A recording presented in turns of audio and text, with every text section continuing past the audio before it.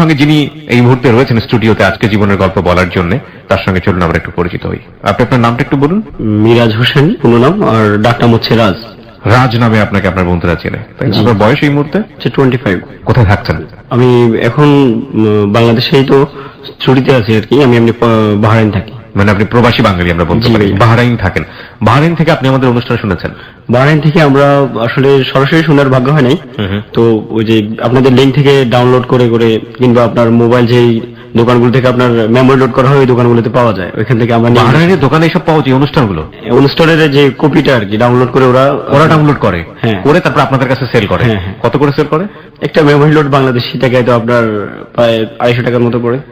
বুঝুন অবস্থা। আচ্ছা, এটা নিয়ে আপনারা সবাই মিলে শোনেন? হ্যাঁ, সবাই শোনাটা হচ্ছে যে এমন মুহূর্তে যখন মানুষ আমাদের শ্রমিকগুলো যারা প্রবাসী শ্রমিকগুলো আপনার অনেক ক্লান্ত কিংবা মন খারাপ, ওই মুহূর্তেই অনেকের কানে দেখা যায় হেডফোন। আর ওইখানে তো এমন একটা অবস্থা যে আর যে কি বিয়ে ভাই, হয়তো অনেকে ফেসবুকে আপনার ছবি দেখে কিংবা আপনার এবিসিডির নাম জানে, কিন্তু উনারা আপনার এতটাই ভক্ত যে বলার মতো ভাষা আমার নেই। এটা অনেক বড় একটা পাওয়ার জন্য বাহরাইনের যেসব বন্ধুরা আছেন এবং বিদেশের যেসব বন্ধুরা আছেন, আমি অন্তর থেকে আপনাদের জন্য অনেক অনেক বেশি দোয়া করি। এবং একই সাথে যারা আমাদেরকে শোনেন, বিশেষ করে এবিসি রেডিও, আমাদের এই হ্যালো উইথ 920 অনুষ্ঠান, ও যেটা বলেছি সেটা সত্য। কারণ আমরা যখন হ্যালো উইথ 920-তে কারোর জন্য অর্থের সাহায্য চাই, আমি দেখেছি বিদেশ থেকে প্রচুর পরিমাণে ফোন করে সাহায্য করেন, এবং বিদেশি সাহায্যগুলো সাধারণত আমি নিজে রিসিভ করি। এটা নিঃসন্দেহে আমাদের জন্য অনেক বড় একটা সৌভাগ্যের ব্যাপার। আপনাদের যে মানে কি বলা যেতে পারে, মাথার ঘাম পায়ে ঝরানো পরিশ্রমের জীবন, সেই জীবনে আপনারা এবিসি রেডিওর এই অনুষ্ঠানটিকে, আমি ক্ষুদ্র এই মানুষটিকে এতটা আপন ভাবেন বা এই অনুষ্ঠানটিকে এত ভালো লাগে আপনাদের কাছে, সেটা নিঃসন্দেহে আমাদের টিম মেম্বার যারা রয়েছে তাদের ক্রেডিট আমি বলবো অবশ্যই। খালিদ ভাই রয়েছে, লোবান, এবং এই অনুষ্ঠানে আরো একটা বড় টিম কাজ করে, এবং একই সাথে হ্যালো উইথ 920 লাখ লাখ শ্রোতা, সবাই আপনাদের জন্য আমরা অনেক অনেক বেশি গুড উইশ করি, অনেক বেশি শুভকামনা জানাই। হ্যাঁ, আপনি বলছিলেন যে আপনি বাহরাইনে থাকেন, ওখানে আপনি কাজ করেন, আপনি ছুটিতে এসেছেন বর্তমানে, 25 বছর বয়স আপনার। এমনি নিজ জেলা কোথায়? আমার নিজ জেলা হচ্ছে লক্ষ্মীপুর। হ্যাঁ, লক্ষ্মীপুরে। আর আমার থানা হচ্ছে রামগঞ্জ। রামগঞ্জে। আমরা হ্যালো উইথ 920-তে সাধারণত যেটা করে থাকি, শৈশব থেকে আপনার জীবনের গল্প শুরু করার সুযোগ দিব, তো শুরু করুন আপনি। আমার বাবা হচ্ছে একজন সেনাবাহিনী কর্মকর্তা। যখন আমি ক্লাস 3-তে পড়ি, আমার মা হচ্ছে একজন গৃহিণী, আর আমার 2 বড় বোন, আর আমি হচ্ছে তৃতীয়। আচ্ছা, সিরিয়াল দিক থেকে আমি হচ্ছে তৃতীয়, আর এমনি ভাইদের মধ্যে আমি হচ্ছি বড়। আচ্ছা আচ্ছা। আমার ছোট হচ্ছে আমার ছোট ভাই, ওর নাম হচ্ছে রিয়াজ, আর এরপরে হচ্ছে আমার আরো ছোট 2 বোন। মোট আমরা 4 বোন 2 ভাই। আচ্ছা। তো বড় বোন আমার মুন্নি এবং রুনা, ওনারা আমার বড় বোন এবং আমার মায়ের সমতুল্য। কারণ আমাকে আমার বোনেরাই অনেকটা কোলেপিটে করে মানুষ করেছে, আর আমার মায়ের সহায়ক আর কি। অনেক বেশি আমাকে ছোটকাল থেকে অনেক বেশি আদর করতো। আমি ভাই বড়র মধ্যে তো আমাকে অনেক বেশি স্নেহ করতো আমার ফ্যামিলি, আমার বোন বলেন, ভাই বলেন, আর মা বলেন, আর বাবা বলেন, সবাই ওদের অনেক আদরের সন্তান আমি। তো আমি পড়ালেখা প্রথম শুরু করি পাশের গ্রাম হচ্ছে ফতেপুর গ্রাম। ফতেপুর প্রাইমারি স্কুল থেকে আমি ক্লাস 1 থেকে ক্লাস 5 এখানেই কমপ্লিট করি। আচ্ছা। এখানে কমপ্লিট করার পরে আমার পার্শ্ববর্তী আরেকটা জায়গা আছে রামগঞ্জ থানার আওতাধীন পানপাড়া বাজার, পানপাড়া উচ্চ বিদ্যালয় থেকে আমি ক্লাস 6 আমার পড়ালেখার যাত্রা শুরু। এখানে পড়ালেখা করছি। যখন আমি ক্লাস 6-এ উঠি তখন আমার বাবা রিটার্ন করে সেনাবাহিনী করেন। হ্যাঁ, বুঝতে পেরেছি। সেনাবাহিনী থাকা অবস্থায় আমার বাবার একটা নির্দিষ্ট সীমিত বেতন পেত। ওই বেতনের মধ্যে আমাদের সীমিত ভাবে মানে নির্দিষ্ট ভাবে আমাদের চলতে হতো। তো উনি যখন সেনাবাহিনী থেকে শেষ করে আসছে, ওই মুহূর্তেই আমাদের যে পেনশনের টাকাটা উনি পাইছে, ওই টাকা দিয়ে আমাদের একটা দাদার বাড়ি ছেড়ে নতুন একটা জায়গা কিনে হয়, আর কিছু উনি পুঁজি দিয়ে একটা দোকান শুরু করে, মুদি দোকান যাকে বলা হয় আর কি আমাদের। আর এই দিকে থেকে আমার বাবা সেনাবাহিনী চাকরি ছেড়ে এখন একজন দোকানদার। আচ্ছা। আর আমার পড়ালেখা চলছে ক্লাস 6। আমার বড় বোন তখন ইন্টারে পড়ে।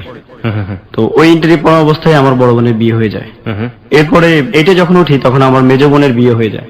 তো বড় বোন বিয়ের পর থেকেই আপনার থাকে স্বামীর সাথে সৌদিতে, এখন বর্তমানে বাংলাদেশে আছে। আচ্ছা।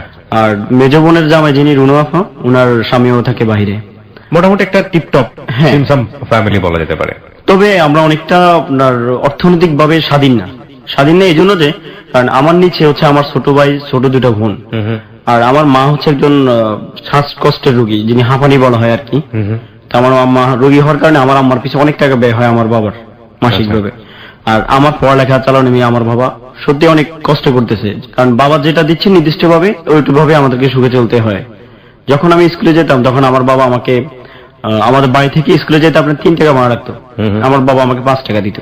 5 টাকা দিয়ে বলতো যে যাওয়ার সময় গাড়ি যাবি, নয়তো বা যাওয়ার সময় হাঁটে যাবি, আসার সময় গাড়ি আসবি। আর বাকি যেটা আপনার 2 টাকা থাকবে, ওই 2 টাকা দিয়ে এবার তুই বিস্কিট খেয়ে নিস দুপুরবেলা, যেটা লেজার পিরিয়ড বলা হয় আর কি আমাদের। জি। আর মাঝে মধ্যে যখন আপনার টাকা নিয়ে একটু সমস্যা, মানে চলতে অসুবিধা হয়, তখনই আমার সহায়ক হিসেবে কাজ করে আমার বড় বোন। উনি যখন যা পারছে উনার হাত খরচ থেকে উনি আমাদেরকে সহায়তা করছে। যাক, এরপরে আমি ক্লাস 10-এ যখন মেট্রিক পরীক্ষা দিই, তখন আমাদের ফ্যামিলি, আমার ভাই বোন যে নিচে যে আমার যে দুটো বোন ছিল, ওরা হচ্ছে মূলত জমজ।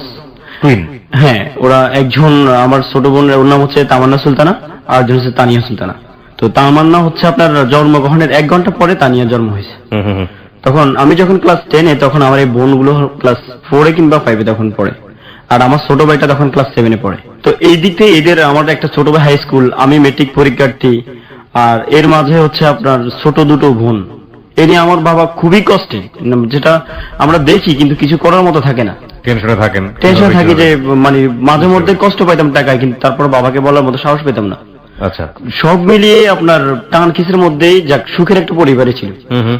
অভাব ছিল কিন্তু ভালোবাসা কারো কমতি ছিল না। তো যখন মেট্রিক পরীক্ষা দেওয়ার পর আমার মাথায় আসলো যে আমার বাবা এত কিছু করতেছে, আমার বড় বোন বিদেশ থেকে আমাকে বললো যে তুই মেট্রিক পরীক্ষাটা দেওয়ার পরে কাজ শিখে নে, আমি যদি সুযোগ পাই তাহলে আমি তোকে আমার কাছে নিয়ে আসবো।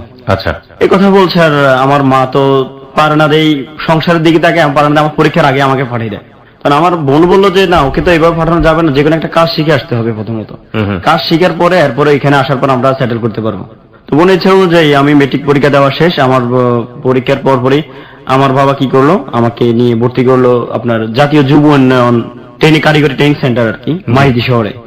আমাকে বাড়ি থেকে পরীক্ষা শেষ 3 মাস বেকার, আমাকে এখানে ট্রেনিং দিতে হবে। আপনার Microsoft Word, Excel, Access PowerPoint, computer এতটুকুই, আর হচ্ছে মোবাইল সার্ভিসিং কাজ।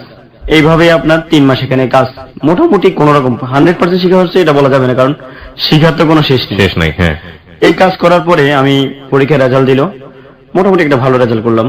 পরীক্ষার রেজাল্ট ভালো হওয়ার পরে আমার বাবা বললো যে ঠিক আছে, তুই কাজও চালিয়ে যা, আর কলেজেও ভর্তি হয়ে যা। সরকারি কলেজে ভর্তি হলে তো সবসময় ক্লাস করতে হবে না। আর আমার বোনের কথা ছিল, যেহেতু ওর রেজাল্ট ভালো হয়েছে, সেহেতু এখন ওকে বিদেশে আনবো না, ওকে পড়ালেখাই করান আপনি। আমার বোন ডিসিশন চেঞ্জ করে ফেলছে, কারণ দেখছে যে আমি পড়ালেখা করতে আগ্রহী। আচ্ছা, তখন আমি আমার বোনকে বললাম যে বোন, আসলে ফ্যামিলি দিয়ে তাকে আমার পড়ালেখা করতে ইচ্ছে করে না। ফ্যামিলি দিয়ে তাকে, বিশেষ করে আমার যে ছোট দুটা বোন, আমি দেখি ওরা ছোট মেয়ে মানুষ হয়ে আমার বাবার টাকা সেভ করার জন্য, কষ্টে থাকার কারণে ওরা প্রতিদিন ভোরবেলায় স্কুলের 2 ঘন্টা আগে হেঁটে চলে যেত। আর আমিও আমার কাছে বলতো যে ভাইয়া, আমি যখন যেদিন রেজাল্ট দিছে আমার, ওই দিন আমি আমার ফ্যামিলিকে সাহস করে বলতে পারিনি যে আমাকে মিষ্টি কেনার টাকাটা দেন। 1 সপ্তাহ পরে আমি এখান থেকে রেজাল্ট পাওয়ার 1 সপ্তাহ পরে আমি আমার এক বন্ধুর কাছ থেকে আপনার 250 টাকা ধার নিয়ে মিষ্টি নিয়ে বাড়িতে যাই, মিষ্টি বিতরণ করি। এত কষ্টের দেখার পরে পড়ালেখার ইচ্ছা এমনিতে আমার আসতেছে না, কারণ বাবার যদি একটু সহায়তা করতে পারতাম তাহলে হয়তো নিজেকে অনেকটাই সফল মনে করতাম। কি করে বোনকে বললাম যে ঠিক আছে, আপনি ভর্তি করে দেন। আমার বোনের একটা বাগিনার ছেলে আছে, নাম হচ্ছে ইমরান। উনি আমাকে বললো যে তুই যে কলেজে ভর্তি হবি, কলেজে তো অনেক টাকা দরকার, এখন তোর কাছে এত টাকা আসেনি, আর তোর আব্বার যে অবস্থা, কিভাবে তোকে সহায়তা করি। বলছি ঠিক আছে, আমাকে আর যেতে এত কষ্ট করে আমার কলেজে ভর্তি করার দরকার নেই। তখন উনি বললো যে না, তোর পড়ালেখা থেকে আমার মন চাইছে যে তোকে আমি নিজ পকেটের খরচ দিয়ে তোকে ভর্তি করাই। তখন এই মামাই, উনি আমার সম্পর্কে মামা হয়, আমার বোনের ননদের ছেলে। আচ্ছা, উনি আমাকে রামগঞ্জ সরকারি কলেজে ভর্তি করে দেয়। আমি ব্যবসা শিক্ষা শাখায় পড়ালেখা করি। তো এর মাঝে রামগঞ্জের মধ্যে আপনার আজকে ক্লাস করতেছি, বিকেল বেলায় একটা দোকানের মধ্যে প্র্যাকটিস করতেছি মোবাইল সার্ভিসিং এর। এইভাবে আজকে ক্লাস করছি, কালকে করছি না, আজকে করছি, পরীক্ষা অ্যাটেন্ড করতেছি, কাজও শিখতেছি, ক্লাসও করতেছি। এইভাবে দীর্ঘ 6 মাস যাওয়ার পরে আমার মোবাইলের দোকানের চাকরির অফার আসছে, সার্ভিসিং কাজের। আচ্ছা, চাকরির অফার আসছে। আর এখন চাকরি করতে হলে কি করতে হবে, একটা মোবাইল সার্ভিসিং মেকানিকের সর্বপ্রথম থাকতে হবে একটা কম্পিউটার। এখন চাকরি আমাকে অফার দেওয়া হয়েছে যে আপনার 8000 টাকা বেতন দেওয়া হবে, আর আপনি কম্পিউটার যদি নিয়ে আসেন তাহলে কম্পিউটার সহকারে আপনি যদি আমাদের কম্পিউটার দিয়ে ইউজ করেন, সেক্ষেত্রে আপনাকে 100%-এর মধ্যে আপনাকে 40% দেওয়া হবে। আর যদি 50%, যেটা আপনার পার্সেন্টেজ হিসেবে কাজ বলা হয় আর কি, এক হচ্ছে কেউ বেতনে নিচ্ছে আর কেউ নিচ্ছে পার্সেন্টেজে। আর যদি আপনি কম্পিউটার নিয়ে আসি কাজ করেন, তাহলে আমাদেরকে দিতে হবে 30%, 70% আপনার। আচ্ছা, এই কথা বলছি। আর মাকে, বাবাকে তো বলার মতো সাহস পাচ্ছি না। মাকে বললাম যে আম্মা, যে এখন কি করা, আমার তো কাজ শিখে হয়েছে, আর ফ্যামিলি যে অবস্থা, আমাকে একটা কম্পিউটার কিনে দেন, ব্যবস্থা করে দেন। তখন আমার আম্মা বললো যে কই থেকে দিব বাবা, আচ্ছা ঠিক আছে তোর বাবারে বলি দেখি। তখন আমার বাবার বলছে, আর বাবা বলছে আচ্ছা ঠিক আছে, আমি দেখি কতটুকু সহায়তা করা যায়। আব্বাকে এই কথা বলার পরে আমার আম্মা আমাদের এক মামা, পরিচিত এক মামার কাছে ঢাকায় ফোন করে যে আমার ছেলের একটা কম্পিউটার দেওয়া যায় কিনা কিস্তির মাধ্যমে। আমার ছেলে আস্তে আস্তে কত সালের গল্প এটা? এটা হচ্ছে আপনার 2006 এর গল্প। 2006, ঠিক আছে, বলুন তারপর। তো এই অবস্থার পরে আমার মামাকে যখন উনি আমার আপন মামা না, এমনি সম্পর্কিত আমার মায়ের পরিচিত, ওনার বাবার বাড়ি একজন ভাই। জি। তখন ওনাদের বলছে যে ন্যূনতম একটা কম্পিউটার দিতে হলে 45,000 টাকা দিতে হবে, যেটা তখন মার্কেট প্রাইস ছিল 33,000 টাকা। কিন্তু ওই কম্পিউটারটা আপনার মানে সুদে আসলে মিলে 45,000 টাকা দাম আসছে, কিস্তি সব মিলিয়ে। হ্যাঁ, কিস্তি মিলে। আর নগদ দিতে হবে আপনাকে 15,000 টাকা। এখন 15,000 টাকা মিলানো নিয়ে টেনশন, কি করবো। 45,000 টাকা হলেও দিব, কিন্তু কিভাবে কিস্তি মিলাবো? কারণ কম্পিউটার কেনার পরে হয়তো আমি জব করব, ওইখান থেকে টাকা ইনকাম করে ওটা শোধাতে পারবো। আমার শোধনের দায়িত্ব ছিল মাসে 8,000 টাকা করে।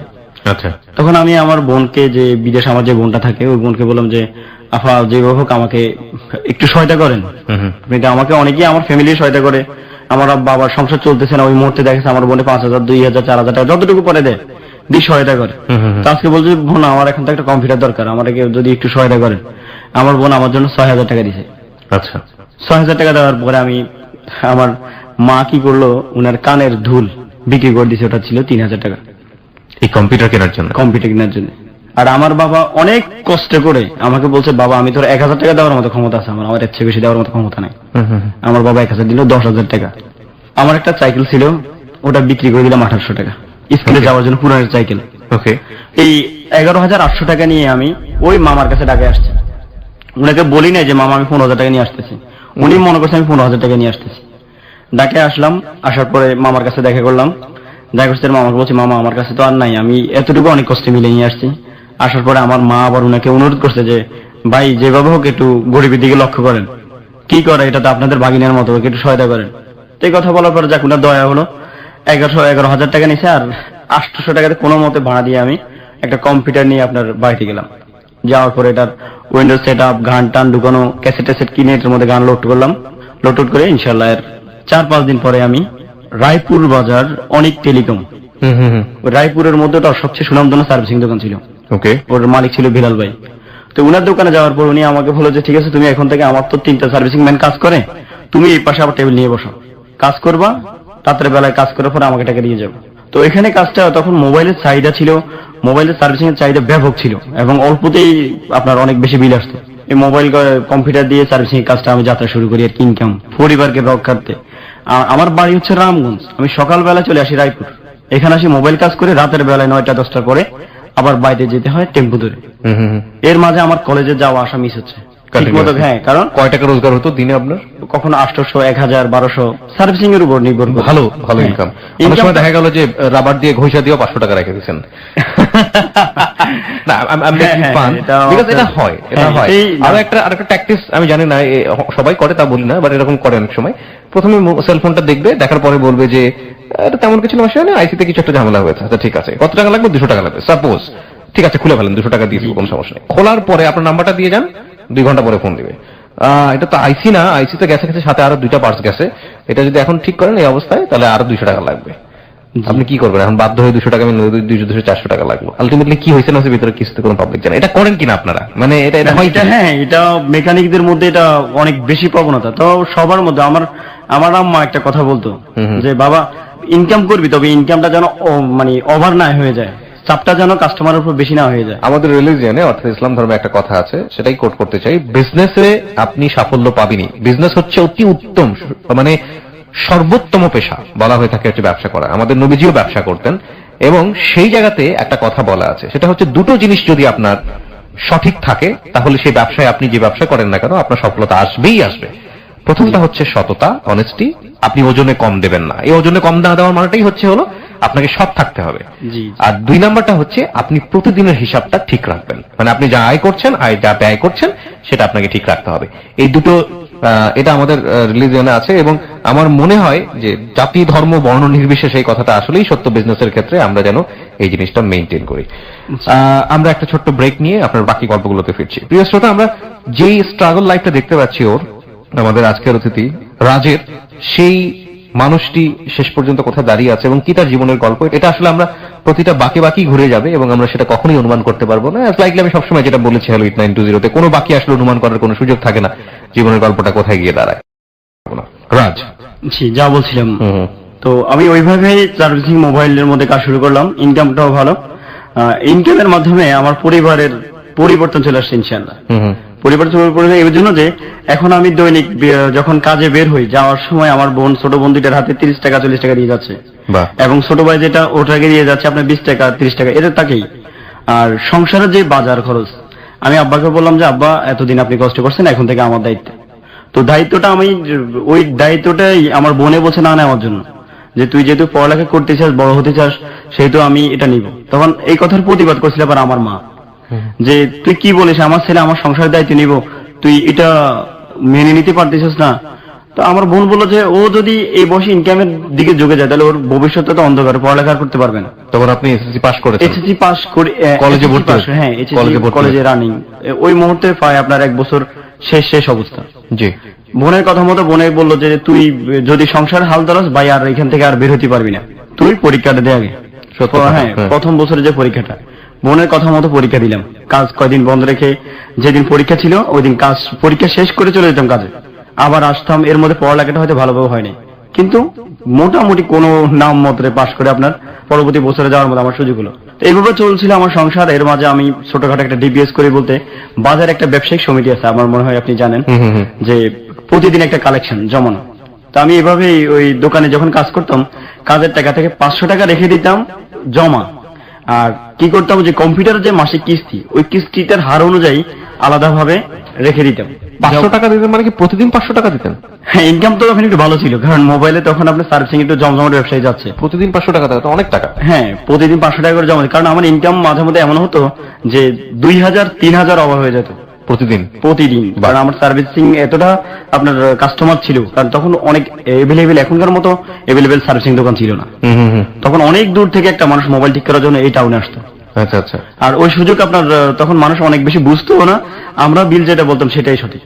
এরপরও যাওয়ার সময় বরঞ্চ আর বকশিসও পাওয়া যেত, যে হ্যাঁ ভাই আমার মোবাইলটা ঠিক হয়েছে, এটাই আমি ধন্য, আপনার কয়েক টাকা বাড়াই দিলাম। হ্যাঁ, এইভাবে যখন আপনার ভালো অবস্থান আমি দেখলাম, আমি চিন্তা করলাম যে আজকে যদি আমি উনাকে প্রতিদিন 30 টাকা শতে দিয়ে দিচ্ছি, যদি আমার নিজের একটা দোকান হতো, তাহলে আমার তো মনে হয় আমার ইনকামটা আরো বাড়তো। 100 টাকা 30 টাকা শুধুমাত্র দোকানের জায়গার জন্য দিতে হয়? হ্যাঁ।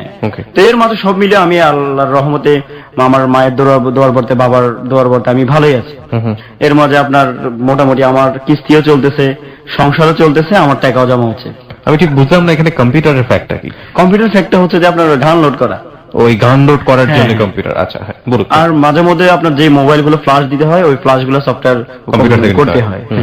এই কাজ করতেছি, এর মধ্যে আমার কয়েকজন, আবার 2জন স্টুডেন্টও তৈরি হয়ে গেছে। স্টুডেন্ট কি কাজ শিখতে আসছে, কাজ শেখার বিনিময় হচ্ছে কি 25,000 টাকা, যে আপনি 25,000 টাকা দিবেন, আপনার ছেলে কাজ শিখবে, এখানে আমার সাথে থাকবে, আমার হেল্পারের মতো কাজ করবে। প্রথমে যখন আসবে তখন দিতে হবে 10,000 টাকা, পরবর্তী মাসে দিতে হবে 10,000 টাকা। 3 মাস, মানে 3 মাসে কোর্সে আমরা কাজটা শিখেতাম, আর পরবর্তী মাসে দিবেন 25,000 টাকা। আর এই জন্য ওই যে কাজ শিখবে তাকে তার নিজস্ব যন্ত্রপাতি কিনে নিতে হবে। আমি আমার যন্ত্রপাতি দিয়ে আপনার ছেলেকে কাজ শিখাবো না। এই সিস্টেমে আমি 2টা ছাত্র কাজ শেখানো শুরু করলাম। আমার ইনকাম এদিক থেকে একটু বেড়ে গেল। ওকে। আমার বাবা যখন দেখছে আমার ইনকামটা ভালো, আমার বাবা কিছুটা নিজে হাল ছেড়ে দিছে, যে আমার ছেলে তো এখন আমার বাবা আগে যে দোকানের মধ্যে যেরকম মন দিত, কিন্তু এখন দোকান থেকে ওইরকম মন দিচ্ছে না, যে এত কষ্ট করতেছি, এখন আমার ছেলে তো মোটামুটি স্বাবলম্বী। তো এই কথা বাবা যখন, আমি আমার মাকে বললাম যে ঠিক আছে আব্বার এখন যে আমার ইনকাম তো ভালো আছে, আব্বাকে বলেন যে এত কষ্ট করার দরকার নেই, উনাকে বলেন যে বাড়ির পাশেই, বাড়ির আমাদের নতুন যে বাড়িটা করছে ওইখানের মধ্যে কিছু একটা করতে বলেন। আমি আমার বাবাকে বললাম, বাবা আপনি ইয়ে করেন, দোকানের মধ্যে হয়তো আমার কাছে যে কিছু টাকা জমানো হচ্ছে অলরেডি, আপনি এখান থেকে নিয়ে কোন একটা কিছু করেন। আমার আব্বা বললো যে আমি আর এই বয়স আর কি করবো, তুই যদি চাস তো তুই নিজে কিছু একটা কর। ওকে। এইভাবে কাজ করার দীর্ঘ 6 মাস কিংবা 8 মাসের পরেই আমি আমার যে টাকা জমা হয়েছে ওই টাকা আমার 95,000 টাকা জমা করছি। এর মধ্যে কি কম্পিউটারের ধার দেনা শোধ? হ্যাঁ, কম্পিউটার কিস্তিও শেষ। আমি এখন যেটা আছে আমার একটা পুরোটাই আমার চালান, লাভের মধ্যে আমি কি করলাম, এখন একটা দোকান নেওয়ার জন্য আমি ভিতরে অনেক চেষ্টা করতেছি, কাউকে বলা সাহস পাচ্ছি না। আমাদের রামগঞ্জ বাজার একটা ছোট্ট, যে আপনার আমাদের যে ঢাকা শহরের গলির মধ্যে ছোট চায়ের দোকানগুলোর মতো ছোট্ট একটা রুম, মানে এই দোকানটা কেউ ভাড়া নেয় না, এটা এক ধরনের ময়লা স্তূপ, এখানে মানুষ আসে সব ময়লা পেলে আর কি। তো আমি ওই মালিকের কাছে গেলাম যে ভাই আপনার এই দোকানটা তো উপরে টিন, আপনি এই দোকানটা আমাকে ভাড়া দিবেন কিনা। উনি আমাকে বললো যে এটার অ্যাডভান্স 40,000। তখন আমি চিন্তা করলাম যে আমার টাকার সাথে মোটামুটি এটা আল্লাহ রহমতে হয়তো মিল আছে। আর ডেকোরেশন লোকের সাথে কথা বললাম যে ডেকোরেশন কত হবে। উনি আমাকে বললো যে মিস্ত্রি আমাকে বললো যে ডেকোরেশন করতে চাইলে আপনার এখানে 20,000 টাকার মতো খরচ আছে। আচ্ছা, সব মিলিয়ে দেখলাম যে দোকানটা নেওয়ার মতো উপযোগী, তবে আমি ভালোভাবে সামান হইতে পারবো না, এই ছিল আমার মাথায় টেনশন। কি হতে পারবেন না? ওই যে মোবাইলের যে অ্যাক্সেসরিজ আইটেম গুলো, কভার, ক্যাসিং, প্যাকেট, এগুলো আপনি দিতে পারবেন না, কারণ এগুলো হ্যাঁ। প্রথম পর্যায়ে আপনি কিনতে ওই সামর্থ্য নাই। ওই সামর্থ্য নাই। আচ্ছা, আমি কি করলাম, বোনকে আবার ফোন দিলাম। বোন তো আমার সফলতায় দেখে মোটামুটি খুশি যে না, ওকে আসলে একটা কিছু দেওয়াতে আজকে এতটুকু আসছে, আরেকটুকু দিয়ে আরেকটু ভালো করবে। জি। তো ওই মুহূর্তে আমি দোকান নেওয়ার জন্য আমার মাকে বলতেছি, মা আমি চেষ্টা করছি একটা দোকান নেওয়ার জন্য। তো আমার মা বললো যে যদি নিতে পারো তত ভালোই, ওই লোকের টাকাগুলো দেখা থেকে বাঁচা যায়। তখন এই দোকানটাই আমি কথাবার্তা বলে ডিট করে দোকানটা নিয়ে নিলাম। আচ্ছা, নিয়ে ওই দোকান থেকে চাকরি ছেড়ে দিলাম। এই দোকানটা কাজ কমপ্লিট করে এই দোকানটা উদ্বোধন করলাম। উদ্বোধন যখন করি, করতে গিয়ে আমার বোনের, এখানেও আমার বোনের সহায়তা 40,000 টাকা। এক সময় কিন্তু আমার বোন 6,000 টাকা দেওয়ার সময় আমাকে চিন্তা ভাবনা করে দিচ্ছে যে ওর টিকিট টাকা নষ্ট করে ফেলে নাকি বাচ্চা মানুষ যায় কি করে না করে। সেক্ষেত্রে এখন আমার ওই কর্মকাণ্ড দেখে আমাকে 40,000 টাকা উনি চালান বাড়িয়ে দিচ্ছে। বাহ। এই চালান দিয়ে আমি মোটামুটি কম্পিউটার এবং দোকানে বসছি, এবং যেই মা আমার কাছ থেকে কম্পিউটার এর আগে নিয়েছি উনাকে বলে উনার কাছ থেকে আরেকটা কম্পিউটার কিস্তিতে নিলাম। আমার কম্পিউটার দুটো, আমি একজন, আর আমার দুইটা স্টাফ যারা আপনার কাজ শিখে আর কি মোবাইল দোকানে। এই নিয়ে চলছিল আমার খুবই ভালো। মোটামুটি আপনার প্রথম মাসে আমার যে ইনকামটা সেটা ছিল দোকানের সর্বশেষ খরচ বাদ দিয়ে আমি 45,000 টাকা ইনকাম করি এই মাসে। বাহ বাহ। তবে এই লাইনের মধ্যে আপনার টাকাটা ইনকাম করাটা যত সহজ, কিন্তু আপনার খরচ কিভাবে হয়ে যায় সেটা আবার মানে যখন মাসে দেখি ইনকাম করি কিন্তু টাকাটা গেল কোথায়। আমি তো সিগারেটও খাই না আর কোনো বাজে নেশা নেই, কিন্তু তারপরে টাকাটা পাওয়া যায় না, খরচ হয়ে যায়। হ্যাঁ, খরচ হয়ে যায় ব্যাপক। তো এই অবস্থার পরে আমার অবস্থাটা যখন ভালো হলো, এরই মধ্যে আমার মা উনি হঠাৎ করে উনার জন্ডিস এত অবস্থা খারাপ উনার যে চোখ মুখ হলুদ হয়ে গেছে। কি করা, মাকে ডাক্তার দেখানোর জন্য আমরা যে আমার পার্শ্ববর্তী যে পারিবারিক স্বাস্থ্য ক্লিনিক, যেটা সরকারি হাসপাতাল যাকে বলা হয়, ওইখানে নিয়ে গেলাম আমার মাকে। প্রথমে মার অবস্থা দেখে ডাক্তাররা বলে যে উনি জন্ডিস হয়েছে। জন্ডিস হওয়ার পর আপনি রক্ত পরীক্ষা করেন। রক্ত পরীক্ষা করতে গেলাম আমাদের পার্শ্ববর্তী একটা ডায়াগনস্টিক সেন্টারে। ওইখানে যাওয়ার পর রক্ত পরীক্ষা করে ডাক্তাররা 3 দিন হাসপাতাল রেখে আমাকে বলতেছে যে উনার ব্লাড ক্যান্সার, উনাকে আর আপনার নিয়ে কোনো লাভ নাই, উনার জন্য চিকিৎসা করে টাকা নষ্ট করার দরকার নেই, আপনার মা আর বাঁচবে না। ও মাই গড। সপ্তাহখানিক। ও মাই। আমার ব্যবসাও ভালো, এর মাঝে মায়ের এমন ঘটনা। সুখের লাগিয়া এ ঘর বাঁধিনু অনলে বুড়িয়া গেল। যদিও কথাটার পুরোপুরি অর্থ ওর ঘটনার সাথে ম্যাচ করবে না, কিন্তু একটা বিষয় এটা ঠিক যে যখন মানে এত টানাপোড়েনের মাঝেও একটা আলোর মুখ দেখালো, কিন্তু সেখানে মানে মেঘনা চাইতে বজ্রের মতো আরেকটা নিয়তি, চরম নিয়তি। বলুন তারপর। এখন মাকে নিয়ে, আমার বোন তো বিদেশ, বড় বোন তো আপনার ওইখান থেকে কিছু করতে পারছেন, তবে মার জন্য সারাক্ষণে কান্নাকাটি করতেছে, ফোন করতেছে, কথা বলতেছে, আমাদের সাথে কথা বলছে। আমি আর আমার মেজো বোন, ছোট ভাই তো পড়ালেখা, আর ওই মুহূর্তে আমার ছোট বোন দুইটা পরীক্ষা চলতেছে, সে যেটা মাসিক যে আপনার সেমিস্টার পরীক্ষা যেটা আর কি। ওকে। তো ওরাও এই দিক দিয়ে সময় দিতে পারতেছে না, এর মধ্যে মা নেই, ওদের খাওয়া দাওয়ার অসুবিধা হচ্ছে। আর আমার মেজো বোন, ওর তো একটা বাচ্চা আছে, ওর আমাদের বাড়ি থেকে 5 কিলোমিটার দূরে ওর বাড়ি, তবে হসপিটালের পাশেই। আচ্ছা। তো ওই এদিকে মাকে ভর্তি করার জন্য ওই আসি মাকে খাওয়া দাওয়া দিয়ে যাচ্ছে। আর আমি তো মানুষ একদিকে দোকান, ছোট ভাই হচ্ছে পড়ালেখা, আর আমি মাকে নিয়ে দৌড়াদৌড়ি করতেছি, হাসপাতাল যাচ্ছি আর আসতেছি। তখন আমার কাছে যে টাকা, আমি যে টাকা ইনকাম করি, আমি এদিক থেকে কখন টেনশন করতাম যে আমার মায়ের জন্য টেনশন করতে হবে। এখন যখন উনি আমাকে বললো যে আপনার মাকে নিয়ে আপনারা আর ইয়ে করবেন না, আশা করেন না, হ্যাঁ, এই কথা বলার পর আমি আমার বোনকে বললাম যে আসলে কি কথা সত্যি কিনা। আমার মেজো বোন বলছে মা মরে যাবে, আমরা কি আমাদের শেষ চেষ্টা করবো না, আমরা মাকে রাখে নিয়ে যাবো, ওনার তো ডাক্তাররা বলবে যে বাঁচবে না। এই কথা বলছে, আর আমি আমার মাকে, বোনকে আর আমি সহকারে আমার দোকানের ছেলেদেরকে দায়িত্ব দিয়ে আমার মাকে ডাকে নিয়ে আসছি।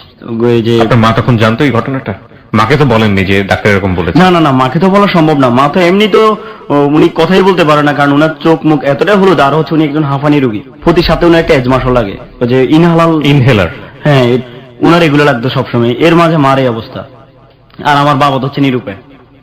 আমার বাবা নিরুপায়তা দেখে আমার বাবা চুপচাপ, মানে উত্তরও দিচ্ছে না, মানে কোনো উনার কার্যক্রম আগাচ্ছে না, কারণ উনি কি করবে, উনার অমন সমর্থ নেই যে আমার মায়ের চিকিৎসা করবে। যাই হোক, আপনার বোন বললো যে ঢাকায় নিয়ে এসে কিছু একটা করে। কারণ আমার বোনের আবার আমাদের সাথে একটু আর্থিক অবস্থা ভালো, কারণ ওর স্বামী বিদেশ থাকে। মাকে নিয়ে চলে আসলাম ঢাকায়। ঢাকা আসার পরে শাহাবুদ্দিন মেডিকেল কলেজ, আপনার যে কলেজটা, এখানে নিয়ে আসার পরে উনাকে 3 দিন এখানে রাখার পরে বিল আসছে আপনার প্রায় 17,000 টাকার মতো।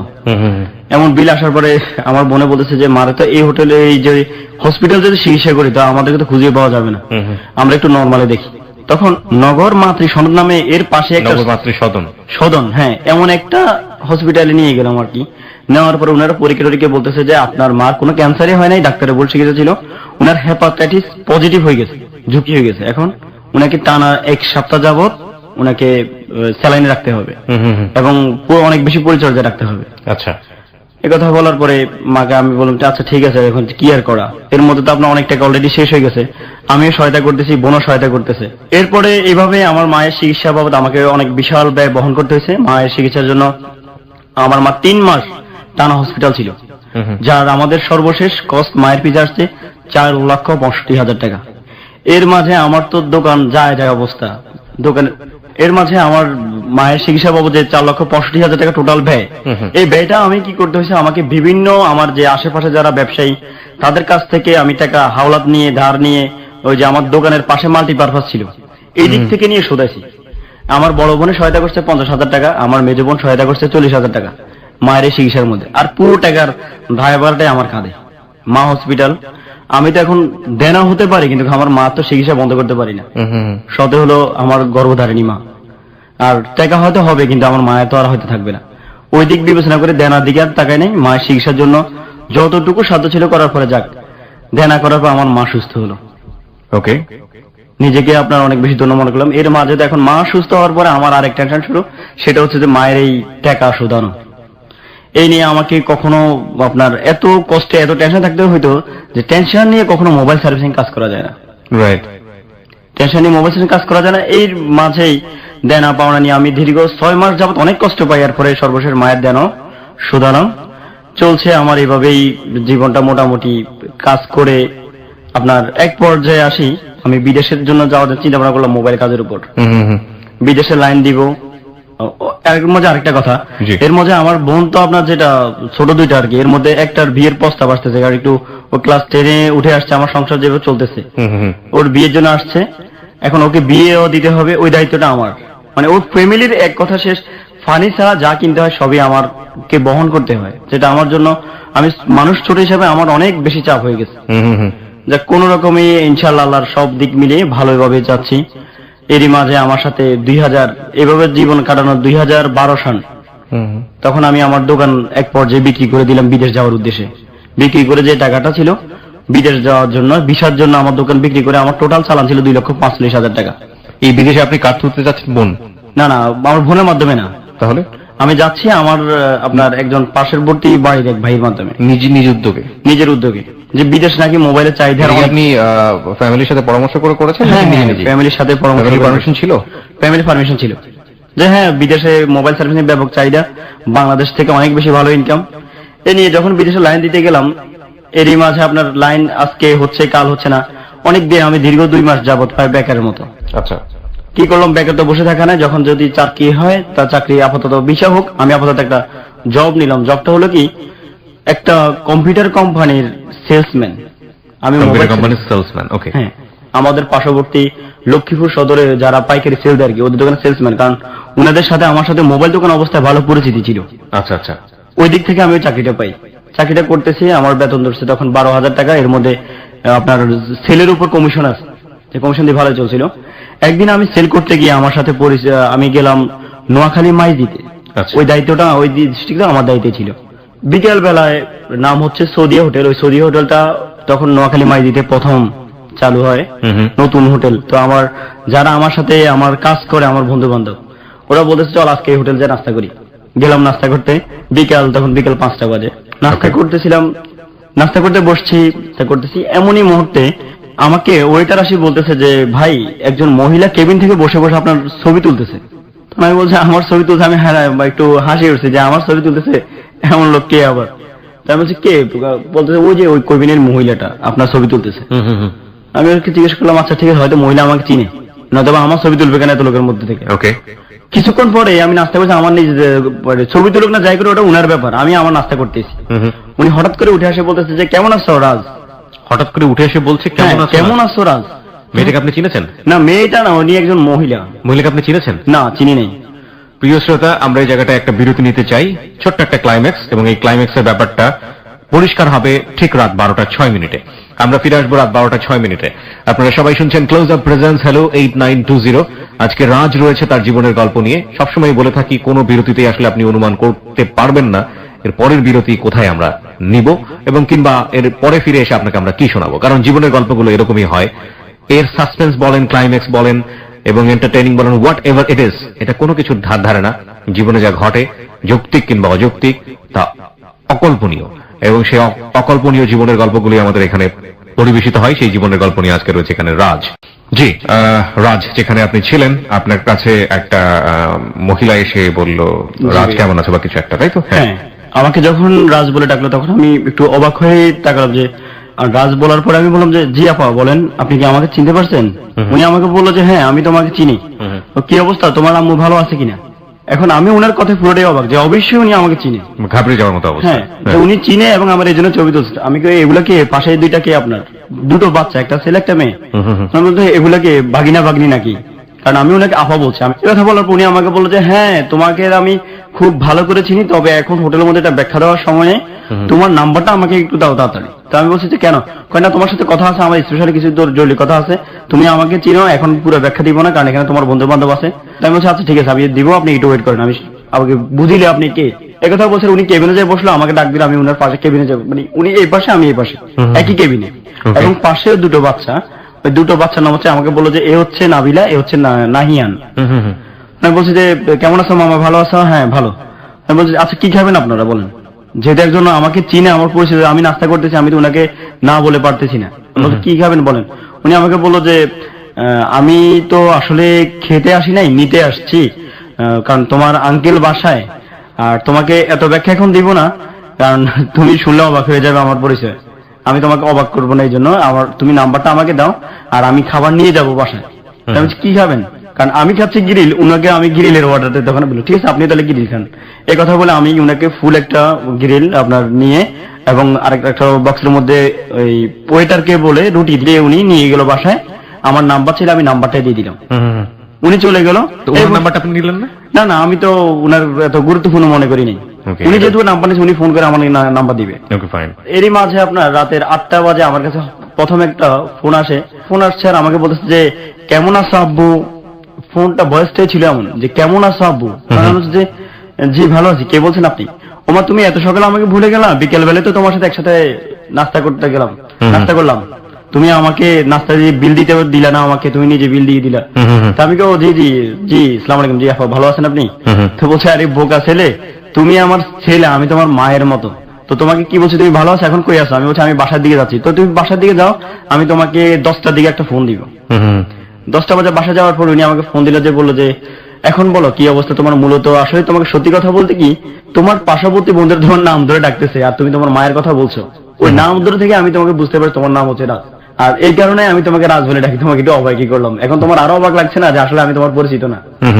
আমি বলছি আপনি পরিচিত না, তো আপনি আমার ফটো তুললেন কেন? হ্যাঁ, এই কথা বলছে। উনি আমাকে বললো যে কেন মা কি সন্তানের ফটো তুলতে পারে না? আমি বলছি আপনি আমার মা। হ্যাঁ, মূলত হচ্ছে যে বাবা কি বলতাম তোমাকে, আমার ছোট যে পিচ্ছি দুইটা ছিল, এরা তোমাকে দেখে বলতেছে আম্মু এমন একটা ভাইয়া যদি আমাদের থাকতো আমাদের খুব ভালো হতো। তখন তোমার ওদের কথা মতো রাখতে গিয়ে আমি তোমার ছবি তুলতে বাধ্য হচ্ছি। এই ক্ষেত্রে আমি বলছি ঠিক আছে, যেহেতু ভাইয়াকে এত পছন্দ হয়েছে, ভাইয়া ছবি তুলে নাও। তখন আমি বললাম যে যাই হোক, আপনি মনে হয় যে কাজটা ভালো হয় নাই, আপনি আর আমার নাম্বার নিচ্ছেন কেন? তখন আমাকে বলছে ও মা দরকার হতে পারে না তোমাকে, আর তোমাকে তো আমি বললাম তুমি আমার ছেলের মতো, আমি তোমার মায়ের মতো। কি বলেন না বললাম, আমি তো আপনাকে আফা ডাকলাম। হয় না না, এটা ভুল ওষুধ বলছে, অসুবিধা নেই। এই হচ্ছে উনার সাথে প্রথম দিনের পরিচয়, এতটুকুই। পরের দিন থেকে উনার যেটা রেগুলার শুরু হলো, সকালবেলা আমাকে ফোন করে বলবো যে আব্বু কি করো, বাসা থেকে বাইরে এসছো, নাস্তা করছো? এই হচ্ছে উনার প্রথম সকালবেলার ফোন। দুপুরের বেলা ফোন হচ্ছে যে কি অবস্থা, তুমি নাস্তা করছো এখনো, নাকি এখনো মোটর সাইকেলে সারাদিন বসে বসে ডিউটি করো? খাওয়া দাওয়া তো তোমার ঠিক নেই, চেহারা তো নষ্ট হয়ে যাচ্ছে। আমি বলছি আপনি আমাকে এতটা কিভাবে ইয়ে করেন? উনি এমন ভাবে আমার টেক করা শুরু করতে লাগলো, দুপুর একবার, সকালে একবার, সন্ধ্যার সময় একবার, যে আব্বু আমি নাস্তা করতে বসছি, তুমি নাস্তা করছো কিনা। আমি ঠিক জানি না যে সাইকিয়াট্রিক জায়গাটা থেকে এটার ব্যাখ্যাটা কি। অপরিচিত এরকম একটা মানুষকে এইভাবে নিশ্চয়ই কোনো কারণ থাকতে পারে, নিশ্চয়ই কোনো কারণ থাকতে পারে, হয়তো আমরা সামনের দিকে গেলে এটার একটা কারণ আমরা খুঁজে পাবো। যাই হোক, খুবই কৌতূহল মনে হচ্ছে, এবং আমার কাছে আমার সাথে যদি এরকম হতো তাহলে আমি কিছুটা হলেও বিরক্ত হতাম, কারণ এতটা এক্সপেক্টেড তো আসলে পরিচিত মানুষের কাছ থেকে করা যায় না, সেখানে অপরিচিত একজন মানুষ কেন ভাবে এতটা ক্লোজলি মেশার চেষ্টা করছে। তখন এখন উনি আমাকে বাবা বলে ডাকে, এখন আমি উনি যখন আব্বু বলে ডাকে আমি ইতস্তত বোধ করতেছি যে আজকে যদি কোনো মেয়ে হতো কোনো ইয়েতে আমি ওকে বলতাম যে, কিংবা গরম হয়ে ধমকি দামকি দিতাম কথা না বলার জন্য। উনি আমাকে আব্বু বলে এমন ভাবে ডাকে, আমি উনার আব্বু ডাকার সাথে উনাকে প্রতিবাদ করার মতো ভাষা খুঁজে পাচ্ছি না, কিভাবে প্রতিবাদ করবো উনাকে। রাইট। তখন উনার এরকম আচরণ আমি বললাম যে আন্টি আসলে আপনি আমাকে এমন ভাবে টেক কেয়ার করতেছেন, আমি সত্যি অবাক হচ্ছি, একজন অপরিচিত মানুষ এইভাবে একটা লোকের টেক কেয়ার করতেছে। এই কথা বলার পরে উনি বলল যে ধর্মের বাইচ্ছে এমনি ভাই আরো অনেক আপন হয়। আচ্ছা, ওইরকম একটা উদাহরণ আমাকে দিল। পরবর্তী উনি আমাকে আবার রাতের বেলা ফোন করলো 9টা বাজে, আমি ভাত খেতে বসবো এখন, তুমি কি ভাত খাবে? আর না খেলে আমার বাসা চলে আসো। তা আমি বললাম যে দেখেন আসলে আপনি এত অল্প সময়ে আপনি আমার সাথে এতটা মিশে গেছেন, আমি এটা নিচ্ছে আসলে সত্যি আমার অবাক লাগতেছে যে এমন একটা লোকের সাথে আমার সাথে পরিচিত। উনি আমাকে বললো যে শোনো, মূলত হচ্ছে আমি সৌদি আরব থাকতাম আমার স্বামীর সাথে, আমরা হজ করে আসছি, আমরা ইসলামিক ফ্যামিলির লোক, আমার স্বামী একজন জবরদস্ত মাওলানা, আর আমরা মূলত কারোর সাথেই কথা বলি না, মূলত তোমার সাথে আমার ভালো লাগছে বিদায় আমরা কথা বলি না, আমরা আমাদের সাথে কথা বলার মানুষ সুযোগও পায় না। উনি এরকম বুঝতে পারলাম যে উনি আমার দিক থেকে অনেক বিশাল মাপের মানুষ, কারণ উনি বিদেশ থেকে আসছে, বিদেশ থাকে, এবং উনার ড্রেসআপ দেখে আমার মনে হচ্ছে উনি আর্থিকভাবে আমার চেয়ে অনেক বেশি কোটিপতি, এমনটাই মনে হলো।